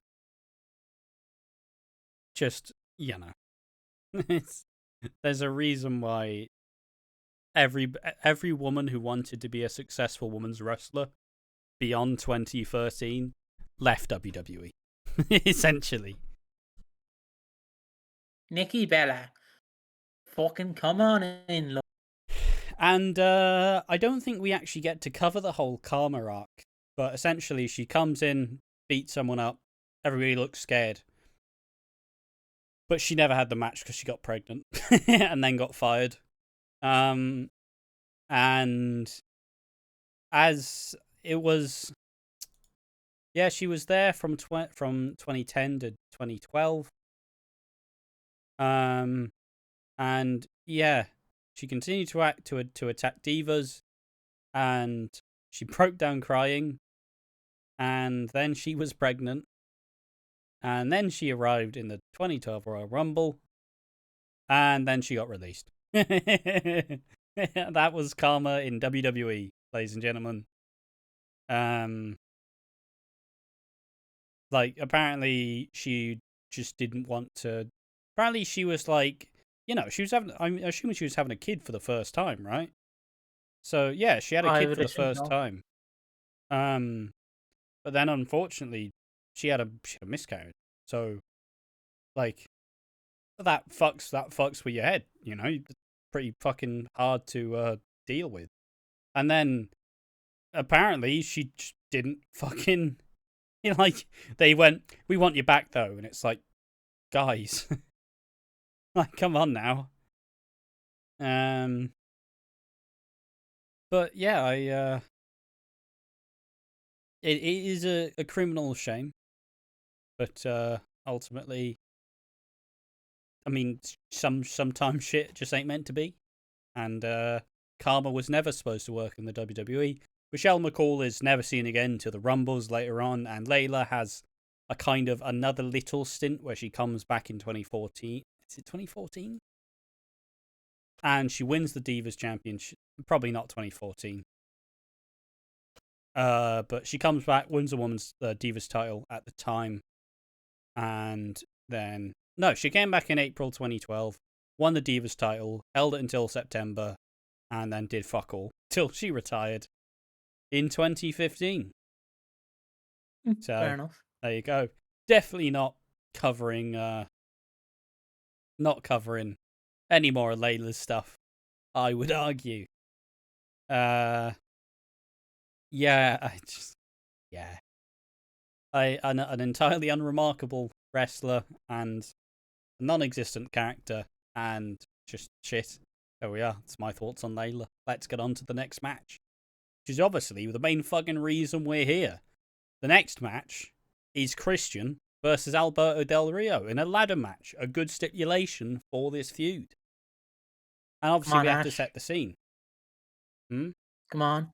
You have to when you are about to introduce Alberto Del Rio, you have to do his introduction. I'd rather not, mate. Yeah, we have a backstage segment where Del Rio makes Ricardo Rodriguez, his personal ring announcer, practice calling him the new World Heavyweight Champion. A quick recap of Edge's retirement, and the build to this match being Christian winning a 20-man battle royal to become #1 contender. A very babyface way to build that Christian must earn the right to win and keep that World Heavyweight title. And Christian comes out to a decent pop with, in my opinion, his best theme, personally. And For me, it's the fucking last breath, my last breath, like rip off the first version. Like, because whenever you think of that, you think, oh fuck, he's either gonna win the NWA title or he's gonna insult your dad being dead. Like, nah, I just close your eyes. It's just such a good theme, though. I do like the male version better than I the female. like the My Last Breath rip off, but like it's just, I don't know. I feel like the music fits it as well. I feel like the lyrics fit just fit him as well. And obviously My Last Breath knockoff doesn't fucking have any. I feel like lyrics and wrestling themes are underrated as fuck. So Yeah, well, except if it's a modern WWE theme where it's like, I am the greatest. Look at me, I'm the greatest. I do a punch, I do a kick, I maybe do a suplex. I am the greatest. Dun dun dun dun dun dun dun dun dun 30-second I am the loop greatest. and package that up and play it 5 times. Yep, there you go. There's the theme. Oh, fucking hell. It was like watching the Rumble this year, and it's like, oh, someone's coming out. Who the fuck is that? Whose fucking music is that? And then the name pops up. Oh, it's like fucking, it's unreasonable. It's like if, like, to me, it's like if Bobby Roode doesn't come out to Glorious in WWE at least, because if it's TNA, he has to come out to F Factor, or That I'm off the theme's chain. a fucking banger as well. Both. I'm off the chain. Never gonna get the same. Wow. It's a great theme. I don't even care. Bobby Roode. Excuse me, but if Bobby Roode normally doesn't come out to Glorious, it's like, oh, what are you doing? Because Glorious is by far, in my opinion, one of WWE's best theme in the last 10 years. It's never going to be used again because Bobby Roode is sadly originally Nakamura's, yeah. No, I mean next to, but next to. But it would have been interesting, I would say, if Bobby Roode was still around wrestling, but he's retired. This is about Christian, but I just want to talk about Bobby Roode because Bobby Roode's glorious. Roode. It would be fun to cover. I would personally love to cover his 2011 world title run, personally.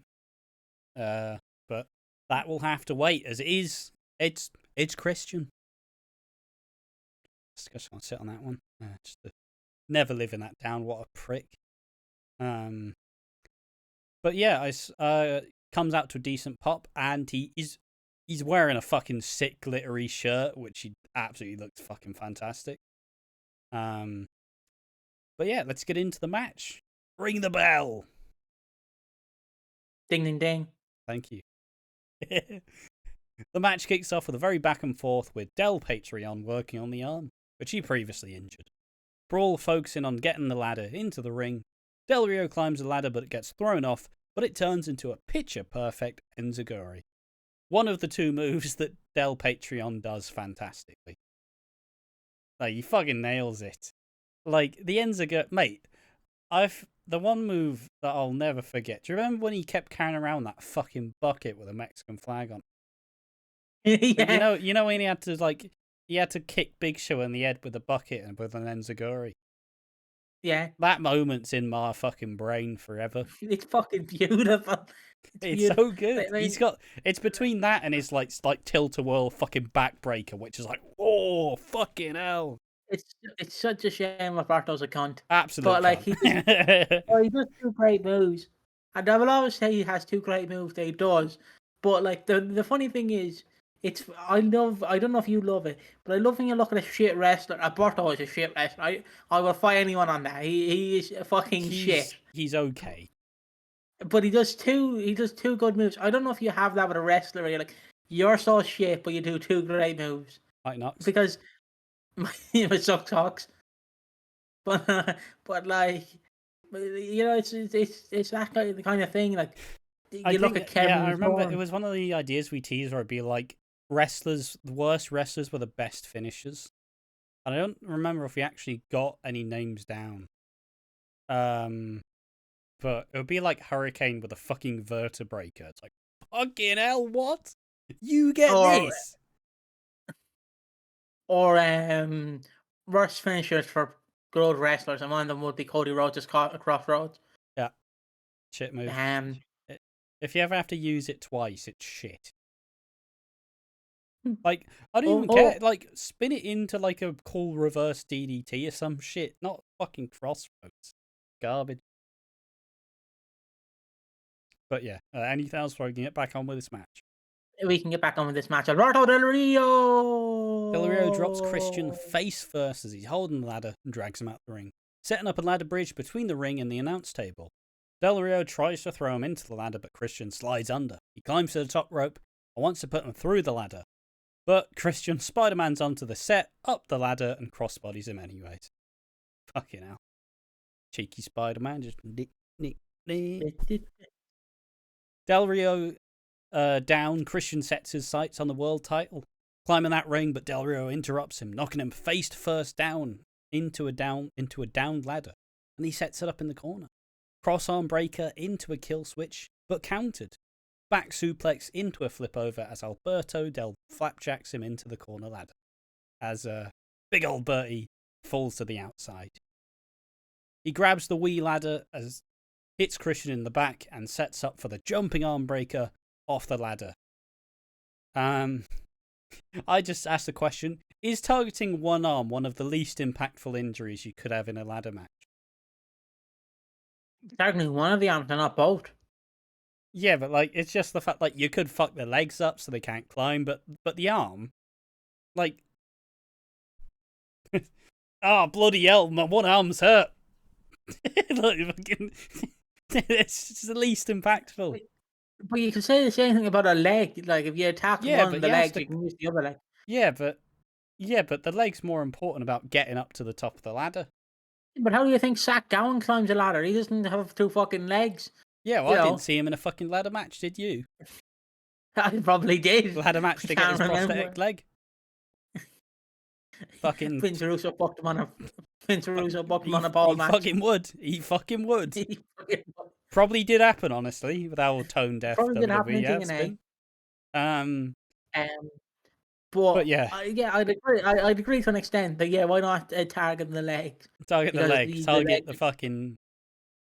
It's just like it'd be like if I just start like stamping on his fingers, like because I told you, fucking pull it down, like.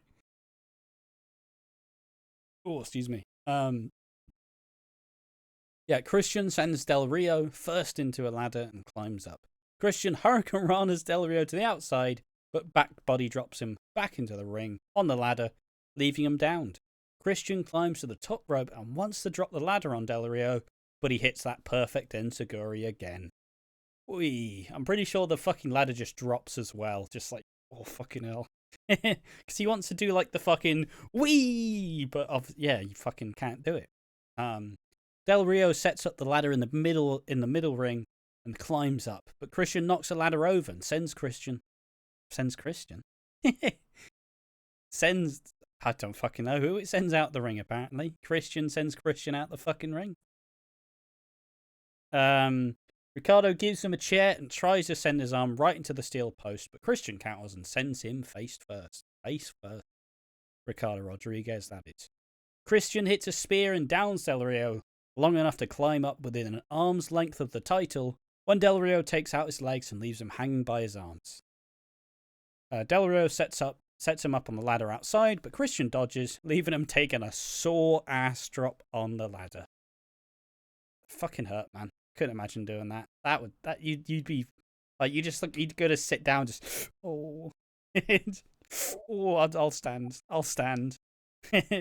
Captain Charisma climbs up the ladder and reaches to the top, but Brodus Clay. He takes out the ladder from under him, but Christian recovers and hits him with a Wii ladder, which must have fucking absolutely burst his head open or some shit. Because when it pans out, you just see him pissing blood on the outside. It's ridiculous. Like, there's just a pole under his head, and it's like, fucking hell. It's... NWA champion, Brodus Clay. Del Rio hits a cross-arm breaker with a wee ladder, and is set to finally claim his destiny and become World Heavyweight Champion.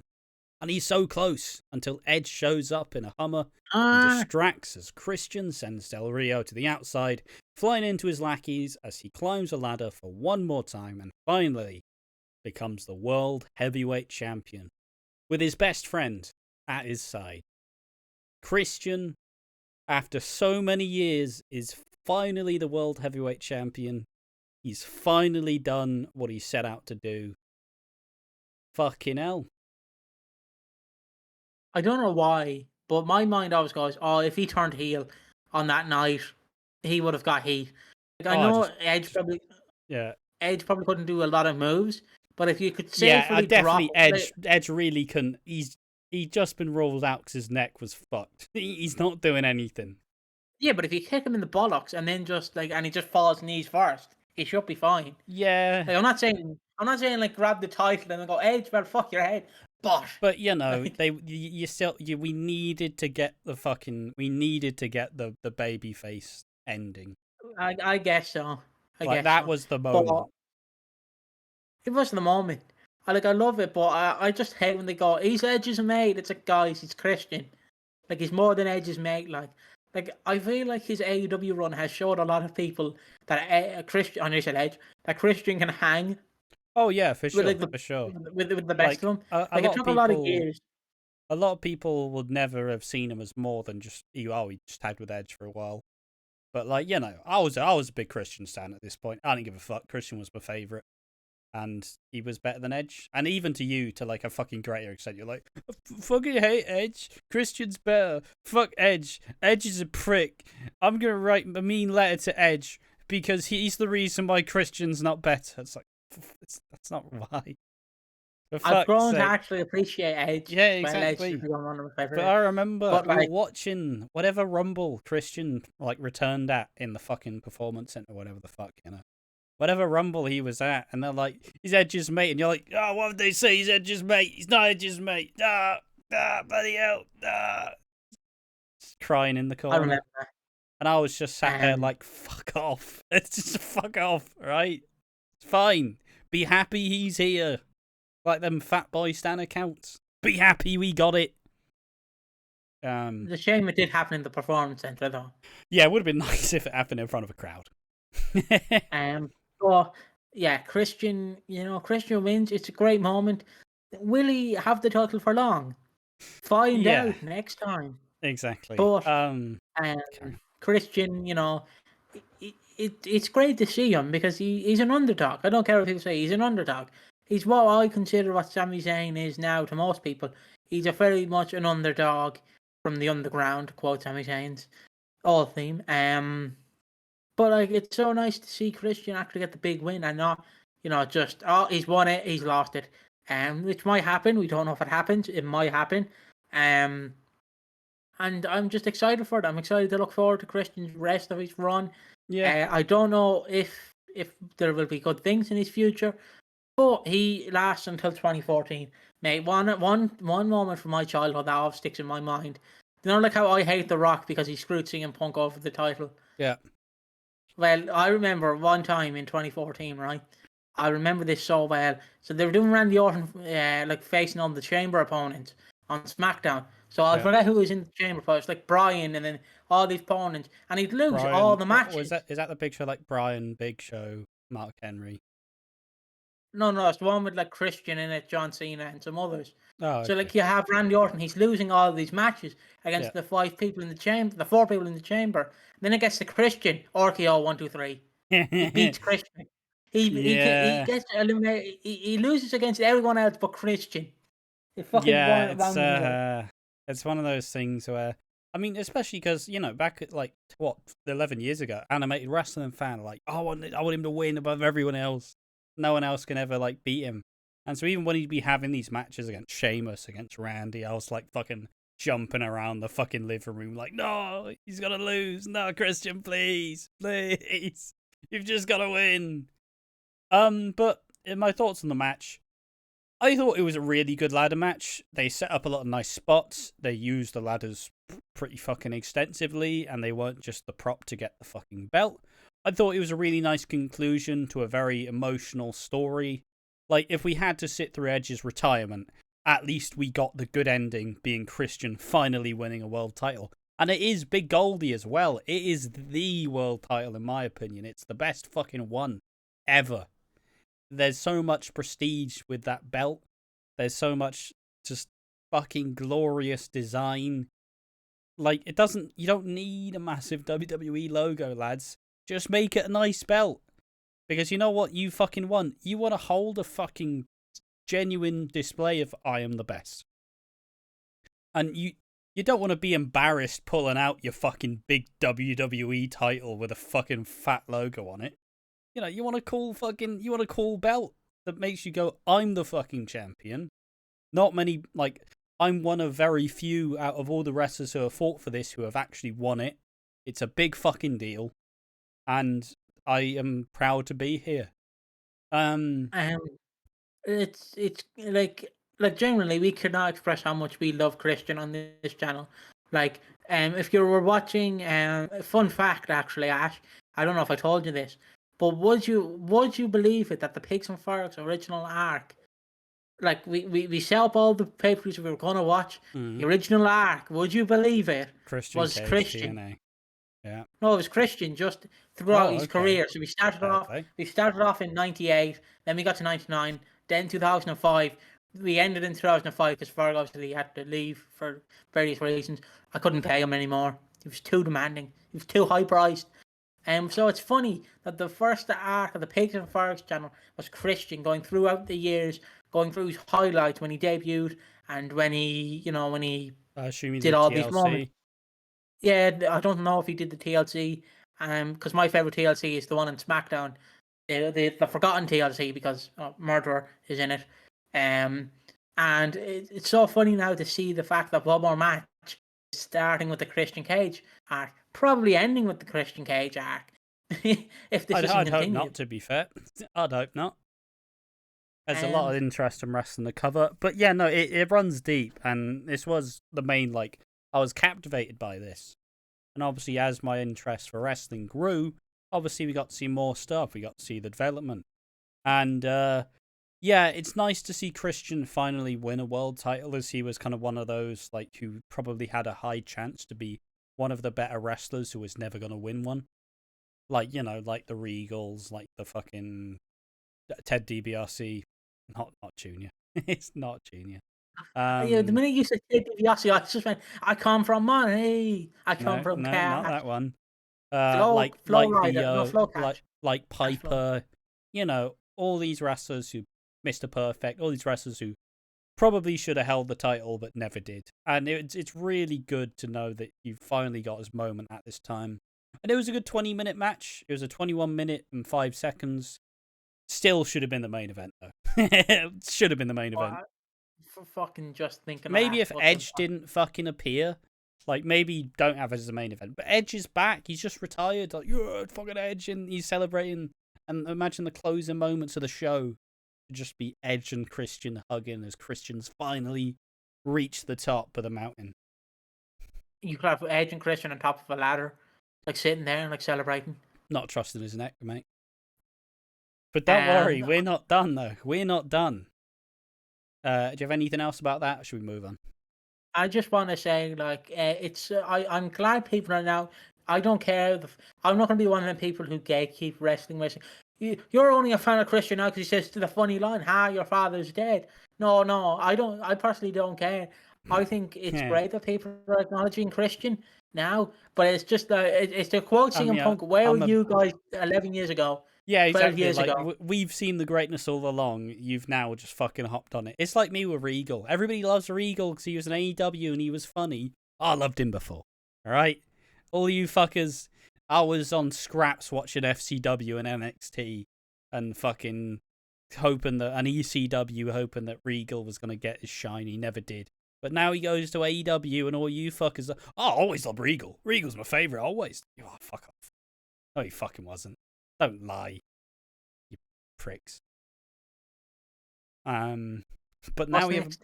we have a backstage promo where my fucking boy Alex Riley tries to hype up the Miz and say what he thinks is right, but we're already teasing that fucking like dissension, teasing the potential feud. Obviously, Alex Riley aggravates the Miz when he says if he loses, he at least has a guaranteed rematch clause, and the Miz is like, because he's doing that fucking Chris Jericho 2011 fucking just angry at everyone and everything. Which did Chris Jericho really start that? Probably not. Probably not. Chris Jericho, fucking, I'm glad he's not in this time period. I'm glad he's not here. I can't listen to it. Come on, baby, it's Y2J Raw. It's Jericho, baby. Yeah, Raw. It's I Jericho, can. baby. I'm very happy to. All the wrestling I watch is Chris Jericho-less, which is quite nice. I will never forget though. Like that, it's one of my favorite memories because everyone's like, "Fuck Chris Jericho," and then he comes out of Wembley and they're like, "Yeah, Judas in my mind. I'm becoming." Then he gets in the ring, boo, boo. Yep. It's like you were singing his song and then booing him. It's quite literally like if some kid pulls down your pants and then you just piss yourself. Oh, you don't have your pants pulled. It's just. Like you're about to pull up your pants. Never happened to me, of course. Never happened to me. You know what I mean? I fucking hate that with wrestling fans where they're like, I hate this wrestler. I'm gonna pick and choose what I like and dislike, and it's not gonna be consistent. It's like, be constant, lads. I've hated Jericho for years. I've not tempered off the position. I still think he's shit. I think he was always overrated, and he didn't even deserve half the success he got. I don't know if you've ever seen Jericho, but and he also is becoming Randy the Ram from The Wrestler. But where it's like, I'll just take an injection of this one match. I'll be fine. Oh, I'm dead. So sorry. It's weird. I don't know. Fucks you up. I don't know if you've ever seen there's obviously some clips of Jericho talking to I forget what the guy is called, that guy Jordy, I believe. And it's just like he's like, oh yeah, what about these people partying? Oh, yeah, True Jordy, yeah. The True Jordy, yeah, sorry, I got his name wrong. And it's just like, oh, that's wrestling, Wrestlers just do that. You can't expect a lot. It's just wrestlers, And I'm like, and then it's like, oh, your thoughts on Benoit? It's wrong what he did, but at the same time, it's like, oh, you fuck off, mate. I understand he's your mate, but fuck off. Yeah, I understand in that instance you want to protect your friend, but fuck right off. Like, I just hate when wrestlers are asked a question they shouldn't be asked. It's annoying to. I don't know. It's just you see him just slowly becoming more and more of a hypocrite over the years, where it's like, oh, if you're a heel, you don't want to be cheered. Never get cheered. Plays Judas every time, gets the crowd to sing along, has a 3-minute entrance and a fucking crowd shot of all the fucking people singing, makes merch at every fucking drop of the hat. Yeah, but if you're a heel, you should not be cheered. We don't want cool heels anymore. It's I'm going to be the most badass version of Jericho. I'm bringing it back. The Painmaker. Here we go again. He's just scribbled on his fucking face and thinks it looks cool. He looks like Shannon Moore. He looks like Shannon Moore. Didn't look cool when it looked cool when Shannon Moore did it. He got a fucking mohawk. Chris Jericho's just bowling and he can't be he's not shaving his head. I'm gonna keep this hair as it fucking stays on me. I don't know. I don't know if you feel the same way, but I fucking love I love the Chris Jericho clip. It's like, I hate the word botch because we don't botch. It's a live performance, and like, yes, yeah, but a live performance is a botch. Like, no matter how you cover, I know you probably don't like the word, but it's still a botch. It's just like if Jericho. I go. Speaking of botches, we're moving not so rapidly ahead to the next match on the card. It's the pre-main event. It is a match for the WWE Tag Team Championships. We have everybody's favourite old washed fucking uncles, the Big Show and Kane. Yeah! Big Show and Kane in 2011. Oh. versus the Core. Yeah. Which members of the Core, you ask? The tag team. Heath Slater, Justin Gabriel. No. Heath Slater and Justin Gabriel couldn't beat the Big Show and Kane. So it's Wade Barrett and the big fucking Ezekiel Jackson. Yeah! Are you ready? Are you fucking ready? There's going to be about 17 scoop slams in this fucking match. Oh, here we go. Oh, it's going to be good. I'm going to Ezekiel Jackson. I'm going to Ezekiel Jackson everywhere. Let's get ready to go into this match. I'm going to Zeke my Jackson. I'm gonna Bianca seek myself. We have the reset after a banger. We have the tag team match between the WWE Tag Team Champions, the Big Show and Kane, with the penny belts, which are still hot garbage, and they need to fucking be retired. Please, can we get a new tag belt, please? They're still so shit. They're still so garbage. Now they're silver. I don't care. They're shit. You've upgraded from a penny to a fucking 20p. Or a 5p. Like, fuck off with that nonsense. But don't worry. It's everybody's favourite match. It's a lumberjack match. I love lumberjack matches, Piggy. Why? Because you just get a bunch of pricks to stand outside the ring and do nothing. What a shit stipulation. It's a shit stipulation and I love it. Like, no one even beats anybody up in a lumberjack match anymore. They just stand around and chuck them in the ring. Like, they'll get in the ring in their own time, for fuck's sake. And it's like Wade Barrett and Ezekiel Jackson, they're not fucking sneaky heels. They're not going to run away. Big Zeke can barely walk. Like, fucking... Oh, fuck me. So yeah, it is a lumberjack match. And, oh boy, there's not even worthwhile notes about this match, I'll be real with you. It is fucking shit. I said the exact moves that is probably gonna happen. It's a Zeke Jackson match, so you get a body slam. Well, you get about 7 fucking body slams in a row, consecutively. A corner clothesline where he does a and then fucking smash, and a torture rack if you're lucky. Not on the Big Show or Kane. Definitely not on the Big Show or Kane. I made the observation that isn't it criminal that the penny belts have been the tag team titles for the last 13 years? What? That they like I said, it's criminal that the fucking penny tag belts have been. No, I know, but what? No, it can't be.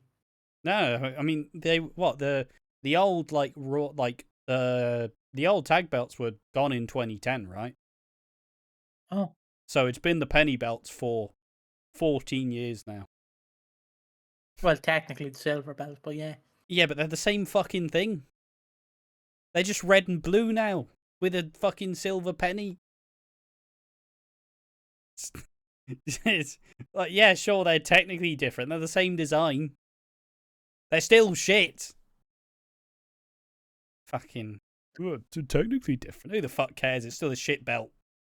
Also, I'll take any other title belt. I'll take any other title belt. Trent Barretta was in one of the Lumberjacks, and I believe Tyler Rich was another one. So was David Hart Smith, but he was wearing a cowboy hat. No? He was wearing a cowboy hat for some reason. I don't know why. Like, I was just like, who the fuck's that guy wearing a suit jacket and a fucking cowboy hat? It's David Hart Smith. I don't know why. Why would he be wearing a cowboy hat and a jacket? I was like, fuck me, JBL's looking fucking lean. I had to rewatch it to figure out who the fuck it was. And halfway through, JBL called me a little Mexican. I got to take you little Mexican. It's a fucking great line.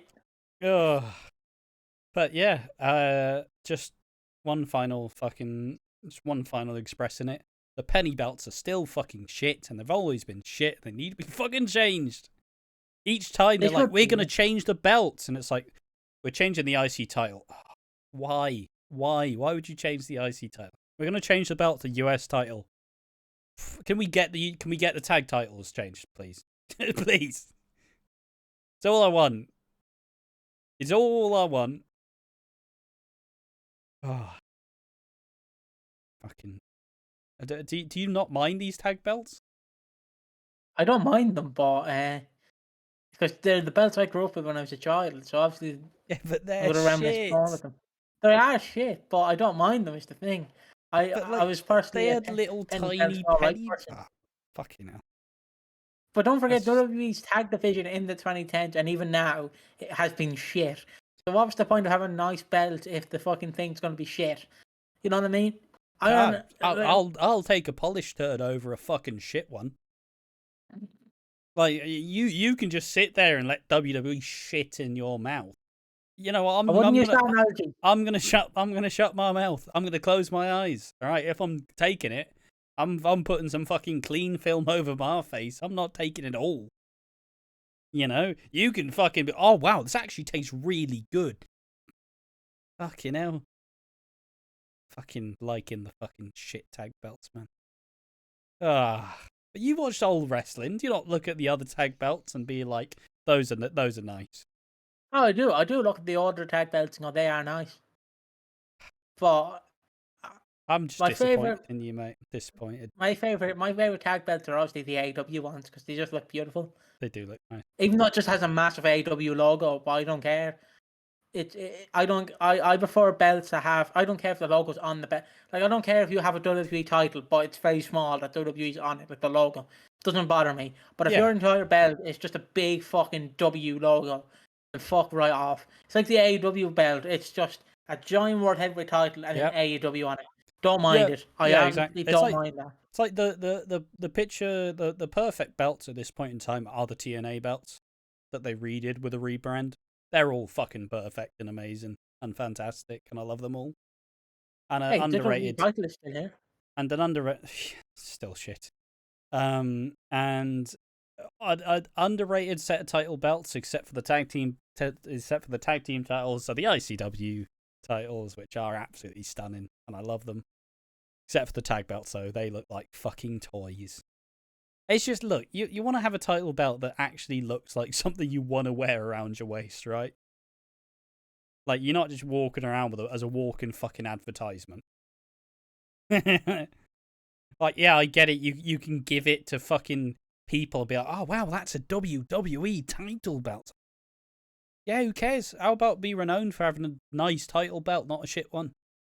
Fucking hell. I like title belts personally, and I think that W's just been shitting in everybody's mouth for the last fucking 15 years. It's everything you like in the bin. Oh. I don't mind the IC or United States title redesign. I don't mind it. I actually like the IC title redesign. I might be in the small. I wish it was on a white strap. Is my only complaint for that. If it was on a white strap, I'd love it. But I honestly don't mind it. I just think there's nothing interesting about it. I like the US title redesign. The US title redesign's cool. I liked it more when, like, they did actually color it in properly, right? I swear, like, initially it's like, oh god, what's that? But like, it actually has color, and that which I like. But yeah, I don't know. The IC title just looks a bit fucking small. It might just be because it's around fucking Walter's waist, but fucking yeah, true. But you slim down, it still looks like a fucking toy. And I suppose just as we kind of even move forward, what do we think about the spinner WWE title? I actually don't mind the spinner. I honestly don't mind it. Carry on. Sorry. Obviously, the more iconic belt for me is the one that's still used to this day. You know, the one big fucking W in the middle. And that one, of course, I know they changed it slightly with the undisputed belt, but obviously the one that was brought in with the Rock is the one that's more known for me. But yeah, I honestly don't mind. That's a weird one. That I don't belt was mind it. that belt that The Rock brought in was a weird one. That's an AI generated image. But like I just don't know. I like the spinner belt. It's actually a good belt. Like, but I just I've it's definitely just come stayed round too to the long. spinner belt. I'll say that much. Yeah, I've come round to it for sure. To be fair, I think the one that The Rock had was more interesting because it had the fucking scratch logo rather than the really boring, simplistic W, which is fucking shit, lads. Why'd you have to make it clean? It's wrestling. It's supposed to be fucking dirty, you pricks. But branding, But you know. I don't who mind a wins spinner the belt. tag? It grew on me after a while. Yeah, the spinner. Like, the one problem with the spinner belt, it stayed too long, and the only problem Yes. I have with it replaced the undisputed title. You know, the big beautiful undisputed Yeah. belt. I know I didn't grow up with it, but rewatching The stuff, undisputed oh, belt's gorgeous. Yeah, it's it's fucking like a long line of fucking beautiful, like amazing title belts. And it's like, oh, you know, the fucking winged eagle. Oh, great. And then you have the Attitude Era one. Then you have the undisputed title. And then you have the spinner belt. It's like, ah, Pro RTT ah. wins. Like, yeah. It's quite impressive to see how far it fell. But it worked at the time. Like, it was okay. It's grown me through time, but yeah, it did just feel like it lasted a little bit too long, in my opinion. But carrying on with this, now we can actually get to the main event, as Who won the it's tag match? time. Oh yeah, I fucking missed the finish of the tag match. We were talking about the titles, but I was talking about the titles for 10 minutes. You were just like, don't actually mind it, actually. They're fucking shit. Not actually too bad. They're fucking garbage. How dare you? But yeah, the tag match. Big Zeke hits a scoop slam on the Big Show, because of course he does. And Wade Barrett tags himself in, but Barrett loses after a choke slam as Big Zeke looks angry. And obviously this is setting up the big feud, the truly wonderful feud, as Wade Barrett is IC champion at this time, I believe. And it sets up the core dismantling. No. As yeah, so Zeke screwed out of the tag team titles. Ah, bloody hell. I'm pretty sure at this time you had fucking Punk and Mason Ryan also challenging for the penny belts. Like, Maybe I don't know. like it's like the tag team who are actually held these belts for. Nah, Mason Ryan, get him in there. Some would say Mason Ryan is the second best Welsh wrestler, the first being Rob Terry. What a great region. You know, my home country produces terrible Bro, wrestlers. can you? God, why is yeah? I'd say Rob Terry's better than Mason Ryan. Honestly, I feel like that's a hot take that no one cares about. You're the only one arguing over it. Everyone's like, "Fuck off with Mason Ryan and Look, Terry, all right. Rob Terry." I was born in Wales. I got to have some kinship with my birthplace. It's like Didn't me saying Mason to Ryan become like a Cirque du Soleil fucking? I believe Like so. he Have you? came back in NXT. He had some like long hair and looked fucking majestic. He's called Barry Griffiths. Fucking course he is, bad. Yeah, he's apparently working in Cirque du Soleil, and he's a chief archer. Get him in against Lance Archer. Who the fuck knows? Who the fuck knows? Apparently he was also trained to wrestle, which is it's pretty fucking wild to think about. It never looked like it. But yeah, somehow it was nearly longer than the women's match. It was 4 minutes 15 to get Big Show and Kane. And honestly, the funniest segment is when Big Show gets run over by Alberto Del Rio's car, and he's like, ah, ah. Ah, good times. Alberto did hit a lot of people with that car. That is true. Someone should have taken away his license. It's fun. It's Instead, we funny when just you had look. to settle for him being a piece of shit and getting cancelled instead. Ah, bloody hell. I was gonna say they always say never. They always say separate the character from the artist. Alberto went, fuck that. I am the character. I am the artist. I am Alberto El Patron, the wife abuser and kidnapper and beater upper. Fucking beater upper. I'm a beater upper. Alright, so let's get to the main event now. It's finally time for John Cena versus The Miz versus John Morrison in a steel cage. He is going to eat your lunch. It is a steel cage match in a triple threat for the WWE title. John Morrison is out first with a fairly decent pop. I don't know why Morrison's over at this time. I think it's because R-Truth turned on him. That's the whole thing. They did a little tag team, Truth turned heel. John Morrison kind of permanently mid to slightly higher card. You know, he had that like little run in 09 where he was facing Hardy and facing Punk, and he was nearly climbing up there, but no one gave a fuck about him. No, listen, this ain't no make believe. I'm gonna show you. And fucking, there's just not much interest about John Morrison. Even his finish is shit. Like, fucking, it's just so boring. You're ripped as fuck. Why is your finish a fucking like a split leg corkscrew moons, like whatever the fuck that move is? Shit. But yeah, John Cena, who is still over and is not being booed yet, and The Miz, who comes out without Alex Riley by him. And, say it to my face. Never to a man to look me in the eye. Great theme. Best theme. Go to theme. Oh, of course. Mrs. Theme's about jizzing because I came to play. He did indeed come to play. Except playtime had to end early. You know, The Miz, he wasn't up to it, you know. Wasn't up to it on this day. It's before Miz had about 17 different intros before he comes out. Right on the set. Right on the set. Awesome. I came to play. It's like, fuck me. How many intros you need?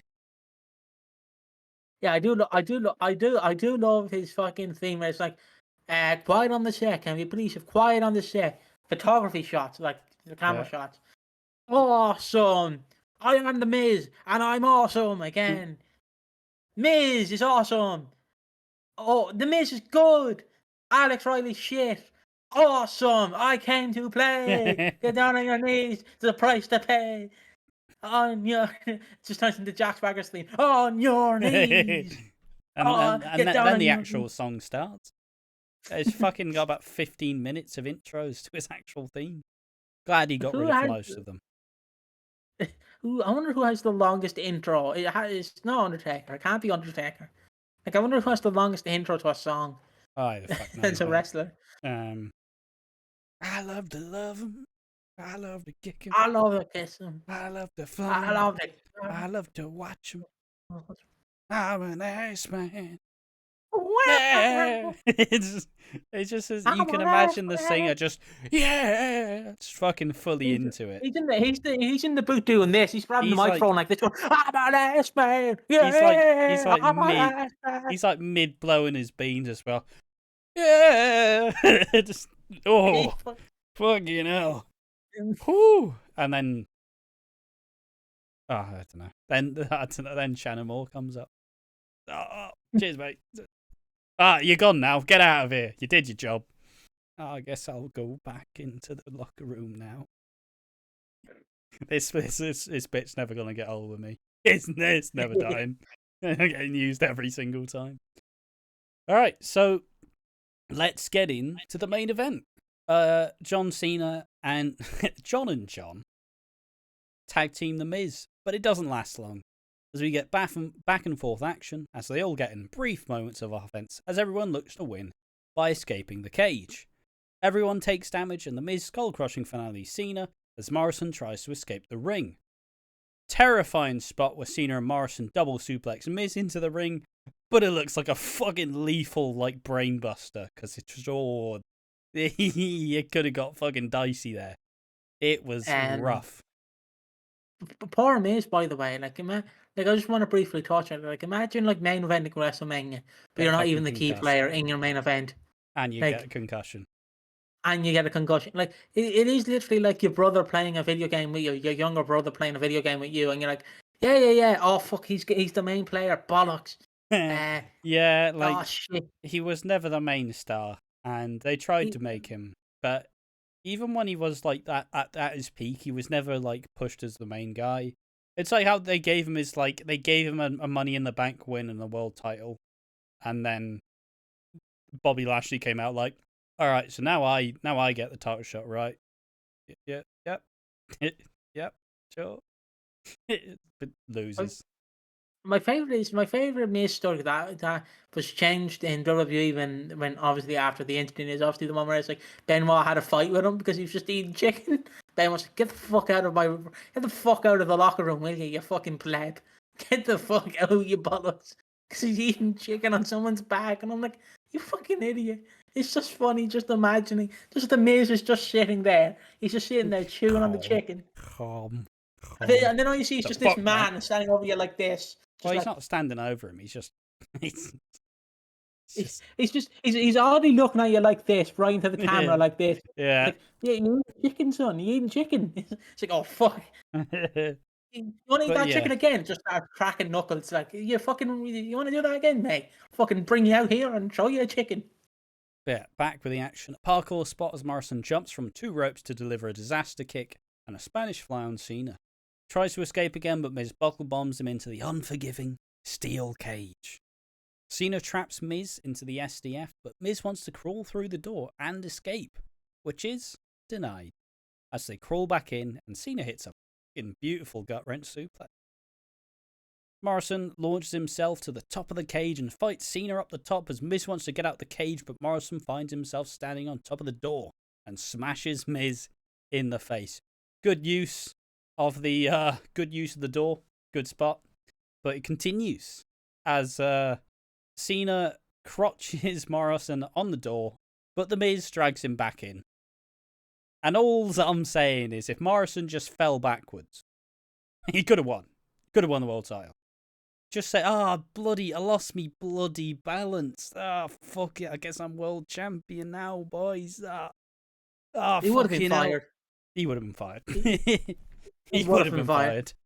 Like, But, if John Cena accidentally did that, you're not going, well, John, here's your P45 slip. John Morrison does it. Prince is not like how I imagine it is if John Morrison fell back, right? So let's just picture it. John Morrison falls off the cage. He walks backstage. He doesn't get very far. Vince just standing at Gorilla. It's like, won the title, did you, huh? Here's your P45 slip. You bollocks. You're fired. yeah. Just Vince is there with security. Like, you're this is not on, mate. You're fired. Yeah, but, yeah. Miz politely drags him in. Miz brushes Cena's face against the cage as Morrison climbs out the other side. They trade blows off on the top of the cage as Miz tries to position himself on the outer edge. Morrison drags him back in and sends him flying to the ring floor. With both men lined up on the ring, John Morrison hits the Starship Troopers right in the middle of the ring. It's not called the Starship Troopers, but that movie is a fucking iconic, absolute masterpiece. But the main actor in that film got bullied because he was too handsome. Fucking ridiculous. He is handsome, like, he's fucking absolutely gorgeous, but who bullies someone because they're so attractive? Oh, I fucking hate you. I want to shag you. So, for fucking hell, mate, you're making us all look bad. Can you just break your fucking jaw? Sorry, guys, I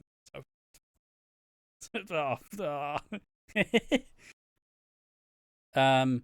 Tries to crawl out the cage floor, and just as Morrison is about to escape, R-Truth knee trembles him straight into the steel steps to make sure Morrison can't escape the cage. So, yeah, unfortunately, John Morrison does not win the WWE title, even though they did position him like they could have.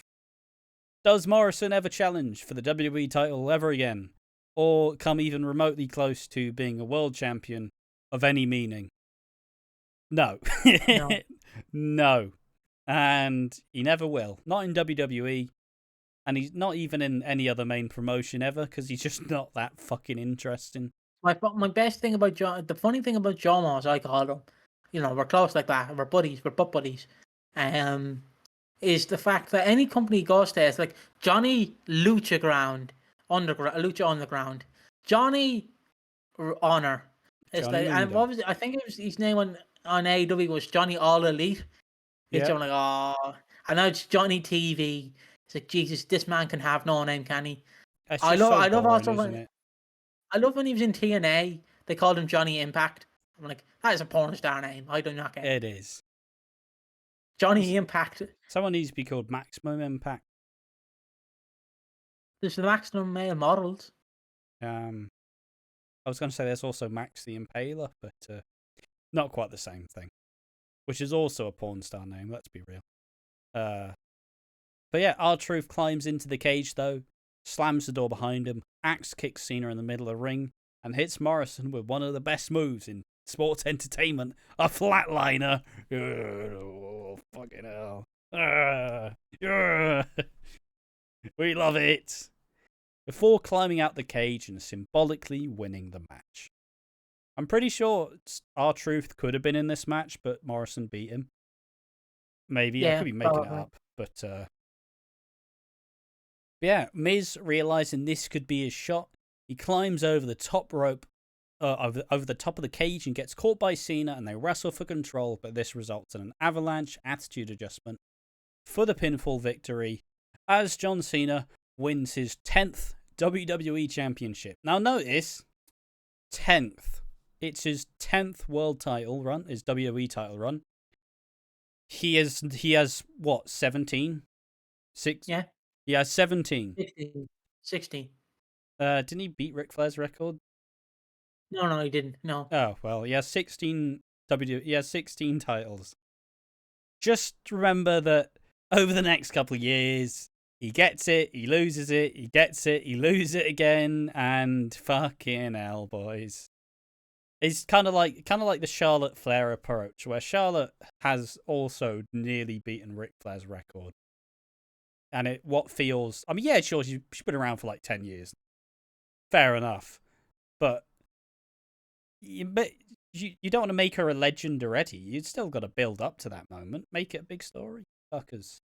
But yeah, John Cena takes the victory, beating The Miz and John Morrison, ending The Miz's world title, WWE title reign pretty abruptly, and he will not be moving on to greener pastures. Nor will John Morrison, but John Cena will be slowly moving towards probably one of the most revered matches that he has been involved in of all time. Yeah, against Osama bin Laden, which he has come to an end. We're not there yet. We're not there yet. Oh, no, we're not. Let's just discuss the match.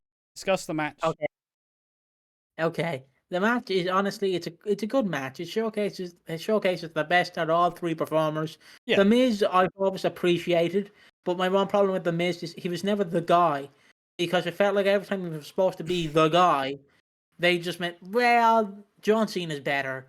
Oh, you want to be the guy now? Bobby Lashley. Oh, okay.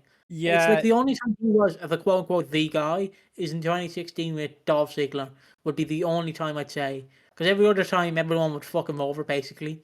Like, Yeah. I still hate the fact that he got a main event, but he wasn't the main character. Because I feel like in a Mania match, you have to be the main character in your finale. I don't know when this will be released, but it's like Cody versus Roman. If the entire thing's just going to be about the bloodline exploding, so Cody's just going to be there to win the title, which is not going to be the highlight, which I'm like, that makes no sense, because surely the highlight would be Cody ending the world title run, and not like, oh, The Rock's turned on Roman, and then Cody wins. Even though Tama Tonga has signed with WWE, so Cody's not finishing that story, brother. Tama Tonga's coming in, winning, interfering, and Cody's losing again. And then Luke Gallows got to get involved somehow.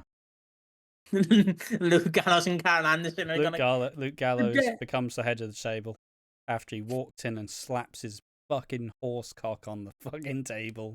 I'm the head of the table now.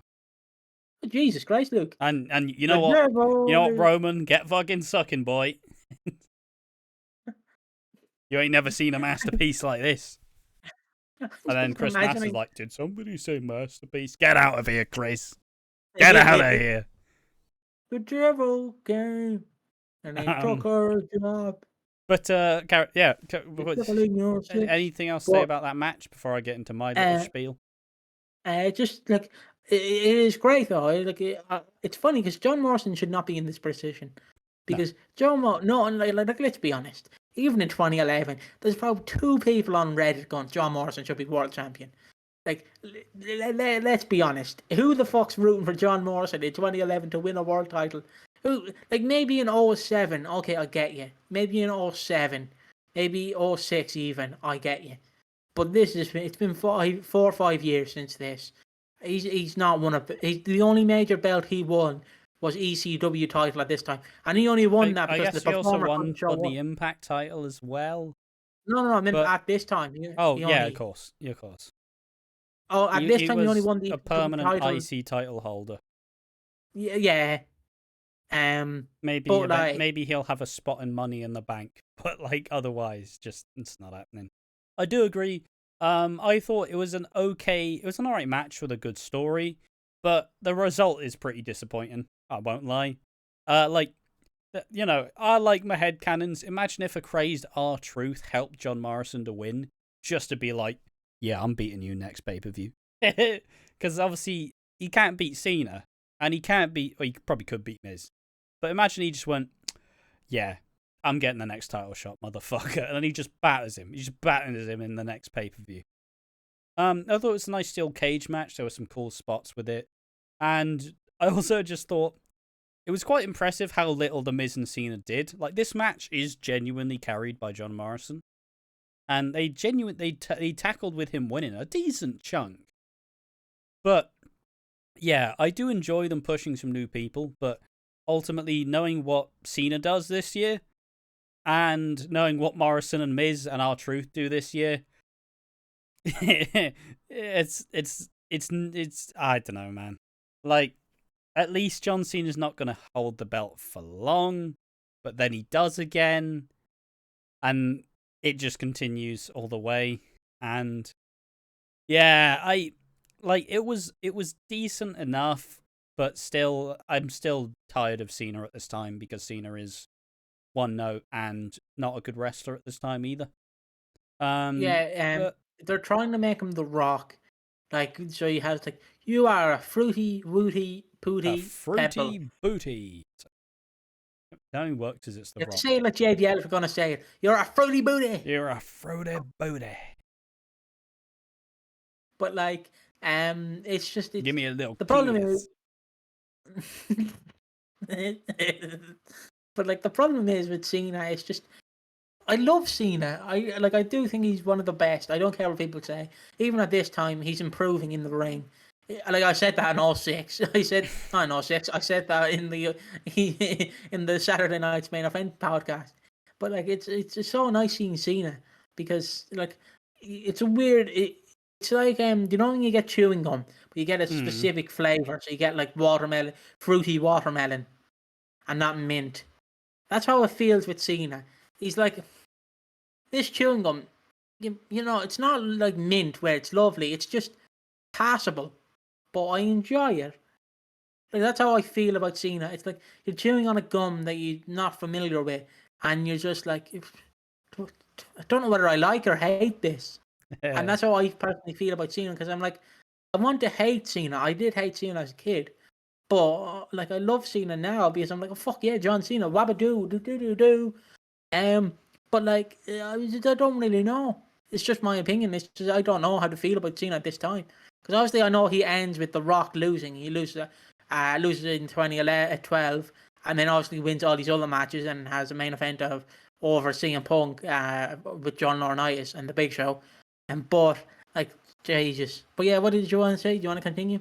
No, I was just gonna generally talk about how it was a pretty fun. It was a decent enough show, and I'll just kind of wrap it all around to being about the show. I think it was a pretty fun card. and it is a good like view-in to see what 2011 WWE is. But it is kind of a pay-per-view where, like by the end of the 2010s, you did just see all of the pay-per-views with very forced stipulations where it's like, I'm gonna beat you in Hell in a Cell. Woo, it's October time, baby. It's like, like some of the matches didn't use the stipulation it had. Some of them were good, but like you don't just, like I said, you don't set a stipulation out of convenience. You set it out of necessity. Like, if the Miz was running away from Cena the entire time, steel cage makes sense. And they did use some of these spots interestingly. But fundamentally, a lot of the stipulations are tacked on. But I will say it's a good start to the story arc, and this pay-per-view will ultimately be remembered for Christian's World Heavyweight title win. Or would you like to introduce the after segment of this show? Do you have any more? I suppose. Do you have any more final thoughts about the just show in general? The show was good. It's been a few months since I watched. Sorry, I just watched it recently, actually. Yeah, yesterday. But in reality, it's just been a few months since I watched it because we originally watched it in May, and then I went back and watched it with Slater about November-ish, because when we were originally going to do it in November, and then or January actually, so about a month ago, and we just didn't do it in January. And then obviously I watched the SmackDown, which I didn't mind doing, which we'll get to at some point, probably not after this recording session, probably not. And it's nice. Like, it's nice to go back and take a trip down memory lane. I hate when people are like, but you can't say you're a WWE fan. Like, how can I put it? If you rewatch WWE 2006, you're not living the experience. It's like, yes, but like, that doesn't matter. You still get to experience, like, you can still say the Ruthless Aggression era is the best era, even if you didn't live through it. If that makes sense. Because you can be like, you can appreciate something whilst it's there. It's like, I don't know, it's that kind of stupid mindset where it's like, oh, why are you going back and doing this? You know the results, and it's like, yeah, but it's how it happened. Like, yeah, sure, I know that Cena wins the belt here, but I don't remember the match. Obviously, I wouldn't be able to watch it at the time because we just couldn't afford pay-per-view, so I just had to go from the fucking replays and stuff that they showed every 5 minutes on SmackDown with the fucking piped-in hairdryer chairs. But like, it is always fun to go back and watch stuff from the past because, watching this, I'm like, yeah, this is what I watched as a kid. I'm not saying it's better than like now because, I can only be so fucking wanky a wrestling fan. But it's a really good look into the time period. You can tell there's certain hallmarks of the time as well. But I think just a fun enough product, and it's just good fun. I enjoyed it. But yes, I enjoyed it as well. This is the famous show where at the end, John Cena, America's hero, announces, "We have caught and compromised to a permanent end Osama bin Laden." And then, like, America starts playing, like, we killed bin Laden, way. Like, How fucking ridiculous is America at this point?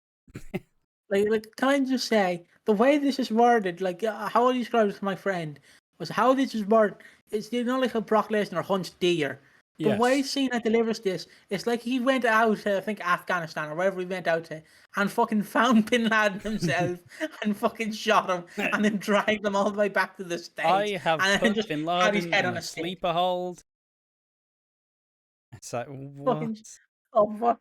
He just shows up and he goes, "What I do to Bin Laden?" And Bin Laden's just standing there like, "What the fuck are you on about, mate?" Like, obviously I'm not glorifying it, but it's funny. Why would you do this on a WWE show? Like, it's like Al-Baghdadi Daddy or whatever the fuck his name was. The other guy when he was killed in 2020 by Trump or something, or 2019. Like, they didn't make an announcement for that, but Bin Laden fucking Well, we have conquered and obviously compromised. America's got the 9/11's a pretty fucking culturally important. Well, I say important, it's a cultural, like, traumatic event for the country. So, all that fucking politics stuff. It's just kind of it's weird because WWE can't say we killed Bin Laden, yeah. So they have to say we have caught and compromised. He got sniped. He got sniper shot. He didn't get fucking corralled into a room and said, "All right, have your medication now, Bin Laden," and then a fucking Gestapo just fucking mows him down like a fucking. Oh boy. But yeah, no, it was a fun show though, I will say. I just want to say on that, it's just my favorite fucking thing is when it's been it's during like 2019 or 2020 when the fucking Trump like hunted down this man and like like a president. So obviously in 2011 when they killed Osama, they had to get Obama to go, yeah, we've killed him. This is how we killed him. In fact, when Trump had to do that speech when they killed that person, Trump goes, the dogs were beautiful. They were beautiful dogs. The dogs were great hunters. The dogs humped down the man. The dogs killed the man. It was great. It was great. It was the best thing I've ever seen. Like, just imagine, like, Trump has no experience just sitting in the office watching someone be killed. Like, I would rather eat my own shit than be known that fucking Trump has seen my death. But yeah, it's so funny to me. Why would you include? Like, it's not even on the network. You have to go on YouTube to find it. Like, I just wanted after the WWE credits play. So like, it's like a summer film. Like, Smells Like Teen Spirit is playing. The credits are rolling. John Cena played by John Cena, and then it just cuts to this post-credit scene. I would have loved it. It's like, load up on guns and bring your friends. It's fun to lose and lose, forget. And then it's like, we've caught and put a permanent end to Osama bin Laden. Yeah, America. Yeah, it's after a full wrestling show as well, and the crowd don't know how to react because some of them just don't give a fuck. Just where, and then some are like, "Yeah, USA." It's like, what is going on here, lads? Like, why is this how this has ended? Why is John Cena delivering the news that you've murdered Bin Laden? Would the UK equivalent be when Margaret Thatcher died? Just some guy in a British fucking company going, we've killed Margaret Thatcher. A lot of the working class would have fucking sank a lot of pints that day. She shut down the mines. Yes, God, she fucking dead. I don't know why, but my mind went to imagine Princess Diana died at SummerSlam 92, and you had to have Davey Boy afterwards go, I've got some sad news, lads. Princess Di has died. Yeah, it's I don't know that's what my mind went to. I suppose without this very weird topic ending the podcast, this is indeed the end of the first episode of the One More Match podcast, the story arc show where we are going through Christian's 2011 World Heavyweight title reign. We saw the first instant of him winning the belt and raising it, and obviously next up on the stop in this story arc is the SmackDown May 6, 2011 edition, as we see 5 days after in real life, 2 days after tape-wise, as we see Christian defend the World Heavyweight title for the first time. But that is all from us for now. I have been your host, Ash. I've been joined by Piggy of One More Match. I've been joined by Slater. We've been One More Match. Slater's been here in spirit. Hopefully we can pay them next time. Hopefully the money will not go dry because I gave Ash the money to give to Slater, and Ash been drinking. I bought a new graphics card. So he bought a new graphics card, and I was like, Ash, who's feeling good? You're supposed to give that money to Slater. And he's like, new graphics card. Think of your PC, and I'm like, well, sacrifices have to be made. So yeah, I hope you guys enjoyed this. We've been One More Match. I hope you liked our tangent at the end about Bin Laden and Princess Diana. I hope you enjoyed all our tangents. This might go up unedited, so you can get the full 3 hours or 2.5 hours experience, like you're watching the Lord of the Rings extended edition. And I will see. Just remember, at the end of the day, there's always one more match.